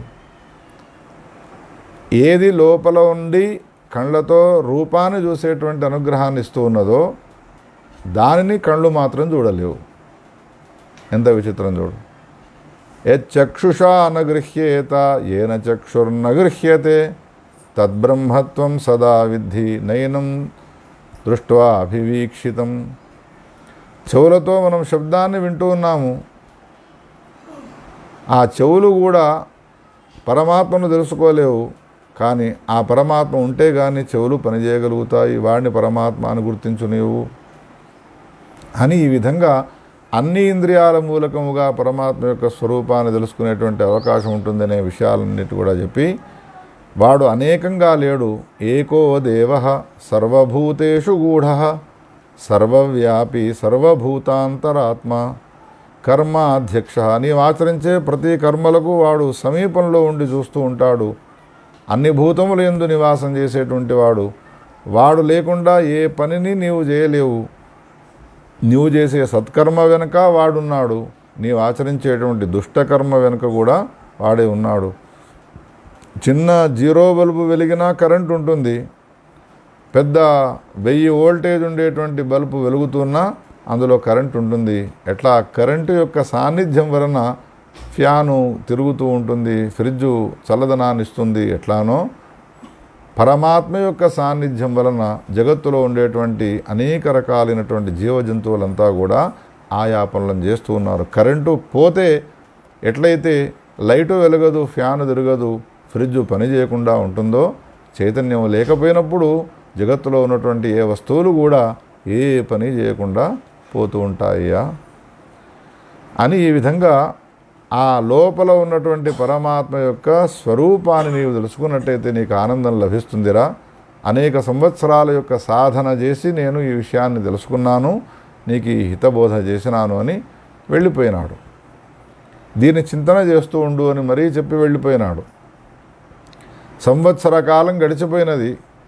ఈ సంవత్సరంలో విషయాలు చింతించడానికి అవకాశం లేక సంసారంలో పడిపోయి కర్మరతుడైనటువంటి వాడు లౌకిక వైదిక కర్మల్లో ఉండి కర్మానుష్ఠానాన్ని చేస్తూ ఏ జ్ఞాన మార్గాన్ని గురువుగారు ఉపదేశం చేసినాడో ఆ జ్ఞాన మార్గాన్నంతా మరిచిపోయినాడు. సంవత్సర కాలమైన తర్వాత రుభువు మళ్ళీ నిదాఘుని దగ్గరికి వచ్చినాడు. నా శిష్యుడు సంవత్సర కాలం నుండి సాధన చేసి ఇంకెంత పరిపక్వతను పొంది ఉన్నాడో తెలుసుకుందామని వచ్చినాడు. పరిపక్వత ఏమిటి? ఉపదేశం చేసినటువంటి ఆ విషయాలను చింతన చేస్తే కదా పరిపక్వత వచ్చేది. ఉపదేశం చేసినటువంటి విషయాలను చింతన చేసే అవకాశం దొరకక కర్మరతుడై నిరంతరము కర్మల యందు సంలగ్నమైనటువంటి వాడై కాలాన్ని గడిపినాడు తప్ప గురువు యొక్క ఉపదేశం చేసిన జ్ఞాన మార్గాన్ని అవలంబించలేదు. గుర్తించలేకపోయినాడు వచ్చినటువంటి గురువును. నిదాఘుడు అతిథిగా ఆయనను స్వాగతం పలికినాడు లోపలికి. అయ్యా, తమరు ఆకలితో ఉన్నట్టుగా ఉన్నది, తమరికి ఏం పెట్టాలి? పేలాల పిండి పెట్టా అన్నా, సత్తు పిండి పెట్టా అన్నా, మీకు నేను చేయాల్సినటువంటి ఉపచారం ఏమిటో చెప్పండి అని అంటే, ఇవన్నీ మామూలు భోజనాలే, చక్కని భోజనాన్ని నాకు ఏర్పాటు చేయనంటే భార్యను పిలిచి పంచభక్ష పరమాన్నాలతో కూడినటువంటి భోజనాన్ని పెట్టినాడు. పెట్టిన తర్వాత నిదాఘుడు ఇప్పుడు ఆ రుభువును అడుగుతూ ఉన్నాడు. అయ్యా, నేను పెట్టినటువంటి భోజనం మీకు తృప్తిని కలిగించినదా అని ప్రశ్న వేసినాడు. అనగానే ఆ రుభువు ఏం సమాధానం చెప్పినాడో అది మనం ఎప్పటికీ జ్ఞాపకం ఉంచుకోవలసినటువంటి విషయం ఇది. ఆకాశవదహం పూర్ణో దేహపాదాది వర్జిత. భోజనం చేస్తున్న సమయంలో నిదాఘుడు కూడా ఏమడుగుతూ ఉన్నాడు అంటే, వచ్చిన వాళ్ళని సహజంగా మనం అడుగుతూ ఉంటాం. అయ్యా, తమరు ఎక్కడి నుంచి వచ్చినారు, ఎక్కడికి వెళ్ళుతారు, నేను పెట్టినటువంటి అన్నం మీకు రుచించినదా, దీనివల్ల మీరు తృప్తిని పొందినారా అనేటువంటి ప్రశ్నలు సహజంగా అడుగుతూ ఉంటాము.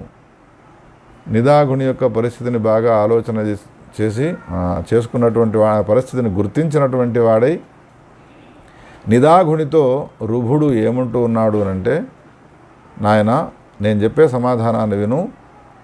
ఆకాశము లోకంలో ఏ విధంగా పరిపూర్ణమై ఉంటుందో నేను కూడా ఆకాశం వలె పరిపూర్ణమైనటువంటి స్వభావం గలవాడను.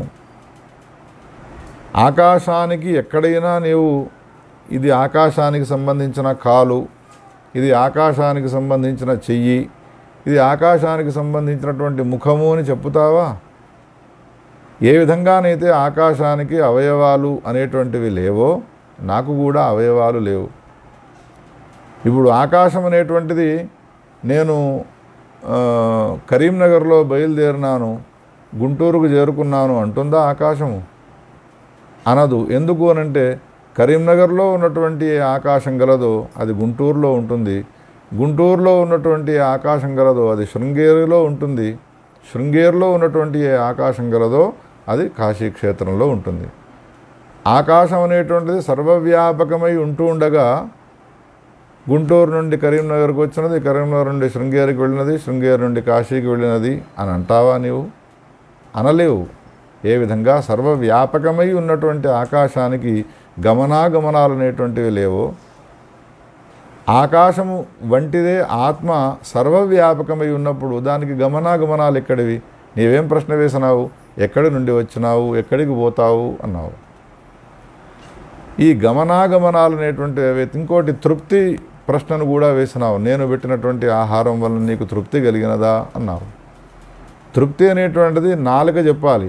నాలుక రుచులను స్వీకరిస్తుంది కాబట్టి ఇది ఉప్పుగా ఉన్నది, ఇది పులుపుగా ఉన్నది, ఇది తీపిగా ఉన్నది అని అనాలి. ఈ నాలుక దేనికి సంబంధించినది? శరీరానికి సంబంధించినది. నీవు పెట్టినటువంటి ఆహారం గలదో అందులో ఉప్పు వేసినావు, కారం వేసినావు, గోధుమల పిండితో తయారు చేసిన ఆహారాన్ని ఇచ్చినావు, బియ్యముతో తయారు చేసినటువంటి అన్నాన్ని వండి నాకు పెట్టినావు. ఇవన్నిటినీ తినడం వలన నా శరీరంలో ఉన్నటువంటి పాంచభౌతికమైన శరీరం యొక్క పెరుగుదల కలిగినది తప్ప నాకు ఏమీ దీనివలన పెరుగుదల అనేటువంటిది కలగలేదు. ఇంకోటి, నాకు అనే పదాన్ని వాడేటువంటి ఏ నేను గలనో, ఏ ఆత్మ పదార్థము గలదో, ఏ ఆత్మ వస్తువు గలదో అది వృద్ధి హ్రాసాలు లేనటువంటిది. ఆహారాన్ని తినడం వలన పెరుగుతుంది, ఆహారాన్ని తినకపోవడం వలన కృషిస్తుంది అని చెప్పడానికి వీల్లేదు. కృషత్వము పెరుగుదల అనేటువంటి దానికి లేనిదయ్యా అది. అటువంటి దానిని ఈ శరీర సంబంధమైనటువంటి ఉపచయాపచయాలు ఇవి శరీరానికి సంబంధించిన ధర్మాలు అని భావించవలసిందే తప్ప దానివల్ల నాకు ఏ విధమైనటువంటి ఆనందము కలగలేదు. ఈ విషయాన్ని నీవు గుర్తించు. ఆకలి దప్పులు అనేటువంటివి దేనికి సంబంధించినవి అని అంటే అవి శరీరానికి సంబంధించిన ధర్మాలు, అవి నాకు సంబంధించిన ధర్మాలు కాదు. మరి నేనెవరు అని ప్రశ్న వేస్తే నేను సచ్చిదానంద ఘన స్వరూపుడైనటువంటి ఆనంద స్వరూపుడనై ఉన్నాను. ఆనంద స్వరూపుడనేటువంటి నన్ను నేను గుర్తించుకున్నాను అనేటువంటి ఈ మాటలన్నీ అనే వరకు ఆశ్చర్యచకితుడైనాడు. ఏమయ్యా నిదాగా, నేను చెప్పినటువంటి జ్ఞానాన్ని నీవు మర్చిపోయినావా? ఇదివరకు పరమాత్మ యొక్క స్వరూపాన్ని ఏ విధంగా తెలుసుకోవాలనో అనేక రకాలైనటువంటి మార్గాలను ఉపదేశం చేసినాను అనగానే 3 ప్రదక్షిణాలు చేసినారు. అయ్యా తమరు రుభు మా గురువుగారు సంవత్సర కాలం మీరు రాకపోయే వరకు కర్మలయందు నేను నిరతుడనై ఉండి, నా లౌకిక కర్మలయందు వైదిక కర్మలయందు నిరతుడనై ఉండి కర్మఠుడనై నేను నీవు బోధించినటువంటి జ్ఞానాన్ని ఏమాత్రము కూడా సాధన చేయలేకపోయినాను, క్షమించండి అని ప్రార్థన చేస్తే మళ్ళీ కర్మఠుడైనటువంటి ఆ నిదాఘుణ్ణి నిదాఘునికి జ్ఞాన మార్గాన్ని ఉపదేశం చేసినటువంటి వాడి వానికి ఈ శరీరం పైన, ఇంద్రియాలపైన, పుత్రమిత్ర కళత్రాదులపైన ఉన్నటువంటి అభిమానాన్ని తొలగింపజేసినటువంటి వాడై నీవెవరు అని ప్రశ్న వేస్తే నేను నిదాఘుడను అని సమాధానం చెప్పకుండా నేను అహం బ్రహ్మాస్మి పరమాత్మ యొక్క స్వరూపాన్ని అయ్యున్నాను అని అనుభవపూర్వకముగా చెప్పేంత వరకు అక్కడ ఆయనకు ఉపదేశాన్ని చేసినటువంటి వాడై వచ్చిన రుహు తన స్థానానికి తాను వెళ్ళినాడు. ఈ కథను విష్ణు పురాణంలో చెప్పినాడు వ్యాస భగవానుడు. దీన్నంతా చెప్పి విద్యార్థుల వారు ఏమంటూ ఉన్నాడు అంటే, మానవ జన్మ వచ్చినది కేవలం కర్మానుష్ఠానాలు చేయడం కోసమే కాదు. యజ్ఞాలను ఆచరించాలి, వ్రతాలను చేయాలి, ఉపవాసాలు ఉండాలి, తీర్థాటన చేయాలి, తల్లిదండ్రుల సేవ చేయాలి, గురువులను గౌరవించాలి, వేదశాస్త్ర పురాణ ఇతిహాసాలను వినాలి. ఇవన్నీ దేనికోసము అనంటే నేనెవరు అనేటువంటి విచారం చేయడం కోసము. ఒకవేళ నేనెవరు అని విచారం చేయక నేను పరమాత్మను అనేటువంటి విషయాన్ని తెలుసుకోక ఉన్నాడు అని అంటే ఒక్కటి కాదు 100 జన్మలెత్తి యజ్ఞయాగాది కృతులను ఆచరిస్తూ వెళ్ళినా కానీ ప్రయోజనం లేదు. బూడిదలో పోసిన పన్నీరు అని అంటారు కదా, పన్నీరు సుగంధ ద్రవ్యము, అది మన పైన చల్లుకుంటే మనం ఆనందాన్ని అనుభవిస్తాం, కానీ బూడిదలో పోస్తే ఏం ప్రయోజనము? అందుకని 100 జన్మలెత్తి యజ్ఞాలు, యాగాలు, ధర్మాలు, వ్రతాలు, ఉత్సవాలు అవి ఇవి ఎన్ని చేసినా కానీ అవి ప్రయోజన శూన్యములై ఉంటాయి. ఒక మహాత్ముడు మొన్న మధ్య చెప్తూ ఏమన్నాడు అంటే, ఉపనిషత్తులకు సంబంధించిన జ్ఞానాన్ని గురించి విన్న తర్వాత అదే సత్యమైనది అని భావించి జ్ఞాన మార్గాన్ని అవలంబించి జీవనాన్ని కొనసాగించాలి. జగద్గురు శంకరాచార్యుల వారు కూడా అంతఃకరణ శుద్ధి అయ్యేంత వరకు నీవు కర్మాచరణం చేయి. ఎప్పుడైతే అంతఃకరణం శుద్ధమైనది అని ఎవరు చెప్పాలి? ఎవడో బయటవాడు మనకు సర్టిఫికెట్ ఇచ్చే అవసరం లేదు. ఒక ప్రాణి బాధపడుతున్నది, మన మనస్సు బాధపడాలి. ఒకనికి ఇబ్బంది కలిగినది, మనం అయ్యో వాడు ఒక ప్రాణి యందు తన బుద్ధి నాకు ఇబ్బంది వస్తే నేను ఏ విధంగా బాధపడతానో ఆ విధమైన బాధ అన్ని భూతముల యందు భూతదయాం విస్తారయ తారయ సంసార సాగర ఏర్పడ్డది అన్న తర్వాత అదే నీకు పరిణామం అనేటువంటిది వచ్చినది, అంతఃకరణ శుద్ధి కలిగినది నీవు తెలుసుకోవాలి. అందుకని కర్మలను ఆచరించాలి. కర్మలను ఆచరించడం వలన అంతఃకరణం యొక్క శుద్ధిని పొందాలి. ఎప్పుడైతే నాకు అంతఃకరణం శుద్ధమైనది అని భావిస్తావో అప్పుడు ఇంకెవరో చెప్పే అవసరం లేకుండా నీకు జ్ఞానం వచ్చినది. జ్ఞానము ద్వారా జీవపరమేశ్వరులు ఇద్దరు వేరు కాదు, ఆ ఇద్దరు ఒకరే, పరమాత్మనే సర్వవ్యాపకుడి ఉన్నాడు అనేటువంటి ఒక భావాన్ని నీవు పొందవు. ఆ స్థితిని పొందేందుకోసమే కర్మానుష్ఠానము అని జగద్గురు శంకరాచార్యుల వారు, వ్యాసుడు, విద్యారణుల వారు వీళ్ళంతా కూడా ఇదే చెప్పినారు. అందుకని మొట్టమొదట ధర్మస్కంధము, అర్థస్కంధము, కామస్కంధము, జ్ఞానస్కంధం అనేటువంటి ఈ 4 స్కంధాలు అంచెలంచెలుగా కింది మెట్టు నుండి ప్రారంభం చేసి ధర్మం అంటే ఏమిటో మనకు తెలియజేసినాడు. అర్థమును ఏ విధంగా సంపాదించి దాన్ని ఏ విధంగా మనం వినియోగించుకోవాలనో ఆ విషయాన్ని చెప్పినాడు. కామానికి సంబంధించినటువంటి కామక్రోధ లోభ మోహ మదమాత్సర్యాలను ఏ విధంగా అణుచుకోవాలనో చెప్పి చివరికి నీ ఉద్దేశము నీవు వచ్చినటువంటి మానవ జన్మకు సార్థక్యం కావాలి అంటే నీవు చేయాల్సిందల్లా జ్ఞానాన్ని సముపార్జించడమే తప్ప ఇంకోటి కాదు అనేటువంటి విషయాన్ని తెలియపరిచినటువంటి విష్ణు పురాణంలోని ఈ కథను కూడా తెలియపరిచి, నీవు జ్ఞానాన్ని గనక ఒకవేళ సంపాదించకపోతే నీ జన్మ ఒకటి కాదు 100 జన్మలు కూడా వృధానే అవుతాయనే విషయాన్ని మనకు చెప్పినాడు. ఆ మహాత్ముడు ఏమన్నాడు అనంటే, ఒక వైద్యుడు అనేక మందికి రోగాలను నయం చేస్తూ ఉన్నాడు. వానికే రోగం వచ్చినది. అప్పుడు వాడు ఏం చేయాలి? ఏ మందు తీసుకుంటే దేనివల్ల రోగం తగ్గుతుందో ఆ మందును తీసుకొని రోగం నయం చేసుకోవాలి. ఇంతలో ఎవడో వచ్చి అక్కడ తాయెత్తు కడుతున్నారయ్యా రోగం నయం అవుతుంది, అక్కడ భస్మ పెడుతున్నారయ్యా రోగం నయం అవుతుంది అని అంటే, ఈ వైద్యుడు 10 మందికి రోగాన్ని దూరం చేసిన వాడు వెళ్ళి తాయెత్తు కట్టుకుంటే వాడి పరిస్థితి ఎట్లా ఉంటుంది? ఎట్లా ఉంటుందో అదేవిధంగా జ్ఞానాన్ని సముపార్జించి జ్ఞాన మార్గాన్ని ఆశ్రయించుకొని వెళ్ళేటువంటి వ్యక్తి స్థాయిని దాటి మళ్ళీ కర్మ మార్గాన్ని అవలంబించకూడదు.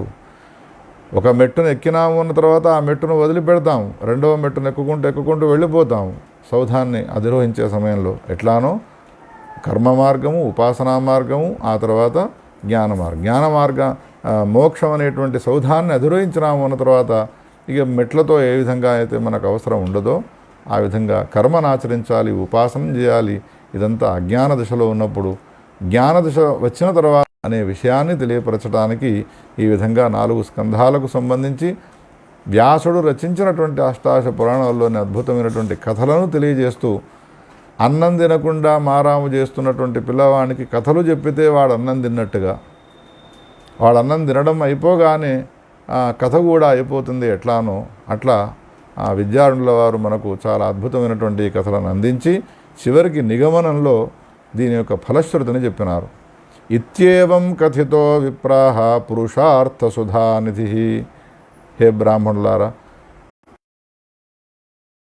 నుండి భారతాది గ్రంథాల నుండి వ్యాసుడు చెప్పినటువంటి మాటలనే నేను చెప్పినాను కానీ నా స్వతంత్రమైన వాక్యాలు ఏవి కూడా ఇందులో లేవు. ఏవి వ్యాసుడు చెప్పినాడో, ఏవి శంకరాచార్యుల వారికి ఇష్టములై ఉన్నాయో అటువంటి విషయాలను విద్యార్థుల వారు నేను చెప్పినాను. జగద్గురు శంకర వ్యాసుని యొక్క సిద్ధాంతాన్ని స్థాపించే కోసమే శంకరులు అవతరించినారు. శంకరులు స్థాపించిన 4 పీఠాల్లోని దక్షిణాంనాయ పీఠం అనేటువంటి శృంగేరి పీఠంలో సురేశ్వరాచార్యుల వారు మొట్టమొదట ప్రతిష్ఠింపబడ్డారు ధర్మ ప్రచారం కోసమై. అప్పటి నుండి మొదలుకొని 12వ ఆచార్యులుగా విద్యార్థుల వారు జగద్గురువులుగా వచ్చినారు. శృంగేరి జగద్గురు పరంపరలో 12వ స్థానాన్ని అధిరోహించినటువంటి జగద్గురు శ్రీ విద్యార్థుల వారు ఈ అద్భుతమైనటువంటి పురుషార్థసుధానిధిని రచించి, ఇమా శృణ్వన్ నరో భక్త్యా భుక్తిం ముక్తించ విందతి. ఈ కథను వినడం వలన, ఇందులో చెప్పబడేటువంటి కథలను శ్రవణం చేయడం వలన భుక్తి ముక్తులను రెండింటిని కూడా వాడు పొందుతాడు అనేటువంటి విషయాన్ని తెలియజేసి ఫలశ్రుతిని చాలా అద్భుతంగా అందించినాడు. బుక్క భూపాలుడు ఏం చేసినాడు అనంటే, విద్యార్థుల వారు, అయ్యా ఎన్నో ధర్మాలు మీరు నిరంతరం నాకు చెప్తూ ఉన్నారు, కానీ చెప్పినవి చెప్పినట్టుగా మర్చిపోతున్నాను. మరుపు లేకుండా ఉండాలంటే కథామూలకంగా చెప్తే నేను మర్చిపోను అనడంతో ఈ గ్రంథాన్ని రచించవలసి వచ్చినది. ఆయన నిమిత్తంగా నేను రచించినటువంటి ఈ గ్రంథాన్ని ఎవరు అధ్యయనం చేసిన వాళ్ళకు శ్రేయస్సు లభిస్తుంది. అర్జునుణ్ణి నిమిత్తంగా పెట్టుకొని భగవద్గీతను ఉపదేశం చేసినాడు. బుక్క భూపాలుని నిమిత్తంగా పెట్టుకొని వ్యాసుడు చెప్పినటువంటి పురాణాల కథలన్నింటినీ కూడా విద్యార్థుల వారు చెప్పినారు. దీనివలన తప్పకుండా అందరికీ శ్రేయస్సు లభిస్తుంది. ఇమం శృణుయాన్నిత్యం పురుషార్థ సుధానిధిం అనాయాసేన తస్యైవ కరస్థాః సర్వసిద్ధయః. ఏమాత్రము కష్టపడకుండా వాని చేతుల్లోనే ఉసిరికాయను చేతుల్లో పట్టుకున్నట్టుగా అన్ని సిద్ధులు వానికి కరతలామలకమవుతా అనే విషయాన్ని తెలియజేసినారు. ఈ విధంగా కరోనా సమయంలో కాలాన్ని వృధా చేయకూడదు అనేటువంటి దాన్ని దృష్టిలో ఉంచుకొని ఇంతవరకు విద్యార్థుల వారి జయంతి రోజు నాడు వైశాఖ శుద్ధ సప్తమి నాడు ప్రారంభించి జ్యేష్ఠ శుద్ధ అష్టమి నాటికి ఈ గ్రంథాన్ని సమాప్తం చేసినాము. ఇందులో చెప్పబడ్డటువంటి కథలను విన్నటువంటి ముఖ పుస్తకము ద్వారా విన్నటువంటి శ్రోతలు ఎవరైతే ఉన్నారో వాళ్ళందరికీ శ్రేయస్సు లభించాలి. ధర్మమయ జీవనం అనేటువంటిది వాళ్ళందరికీ కూడా కలగాలి. అదే కాకుండా భక్తి శ్రద్ధ విశ్వాసాలు అనేటువంటివి కూడా ఏర్పడాలి. జగద్గురు శంకరాచార్యుల వారు, వ్యాస భగవానుడు, విద్యారణుల వారు బోధించినటువంటి బోధనలు నిరంతరం వింటూ ఉండాలి అనేటువంటి విషయాన్ని అందరికీ తెలియజేస్తూ అనతి కాలంలో మళ్ళీ ఇంకొక పురాణంతో మనమంతా కూడా కలుసుకొని సమయాన్ని వృధా చేయకుండా కాలాన్ని సఫలం చేసుకునేందుకోసం ప్రయత్నం చేద్దామనే ఈ మాటలను చెబుతూ ఈనాటికి ఈ పురుషార్థ సుధానిధి ప్రవచన మాలిక సమాప్తమైనదనే విషయాన్ని తెలియజేస్తూ ప్రవచనాన్ని ముగిస్తున్నాను. గోపాలకృష్ణ భగవానికి జయ. స్వస్తి ప్రజాభ్యః పరిపాలయంతాం న్యాయేన మార్గేణ మహీం మహేషాః. గోబ్రాహ్మణేభ్యः శుభమస్తు నిత్యం. లోకాः సమస్తాः సుఖినో భవంతు. తత్సద్బ్రహ్మార్పణమస్తు.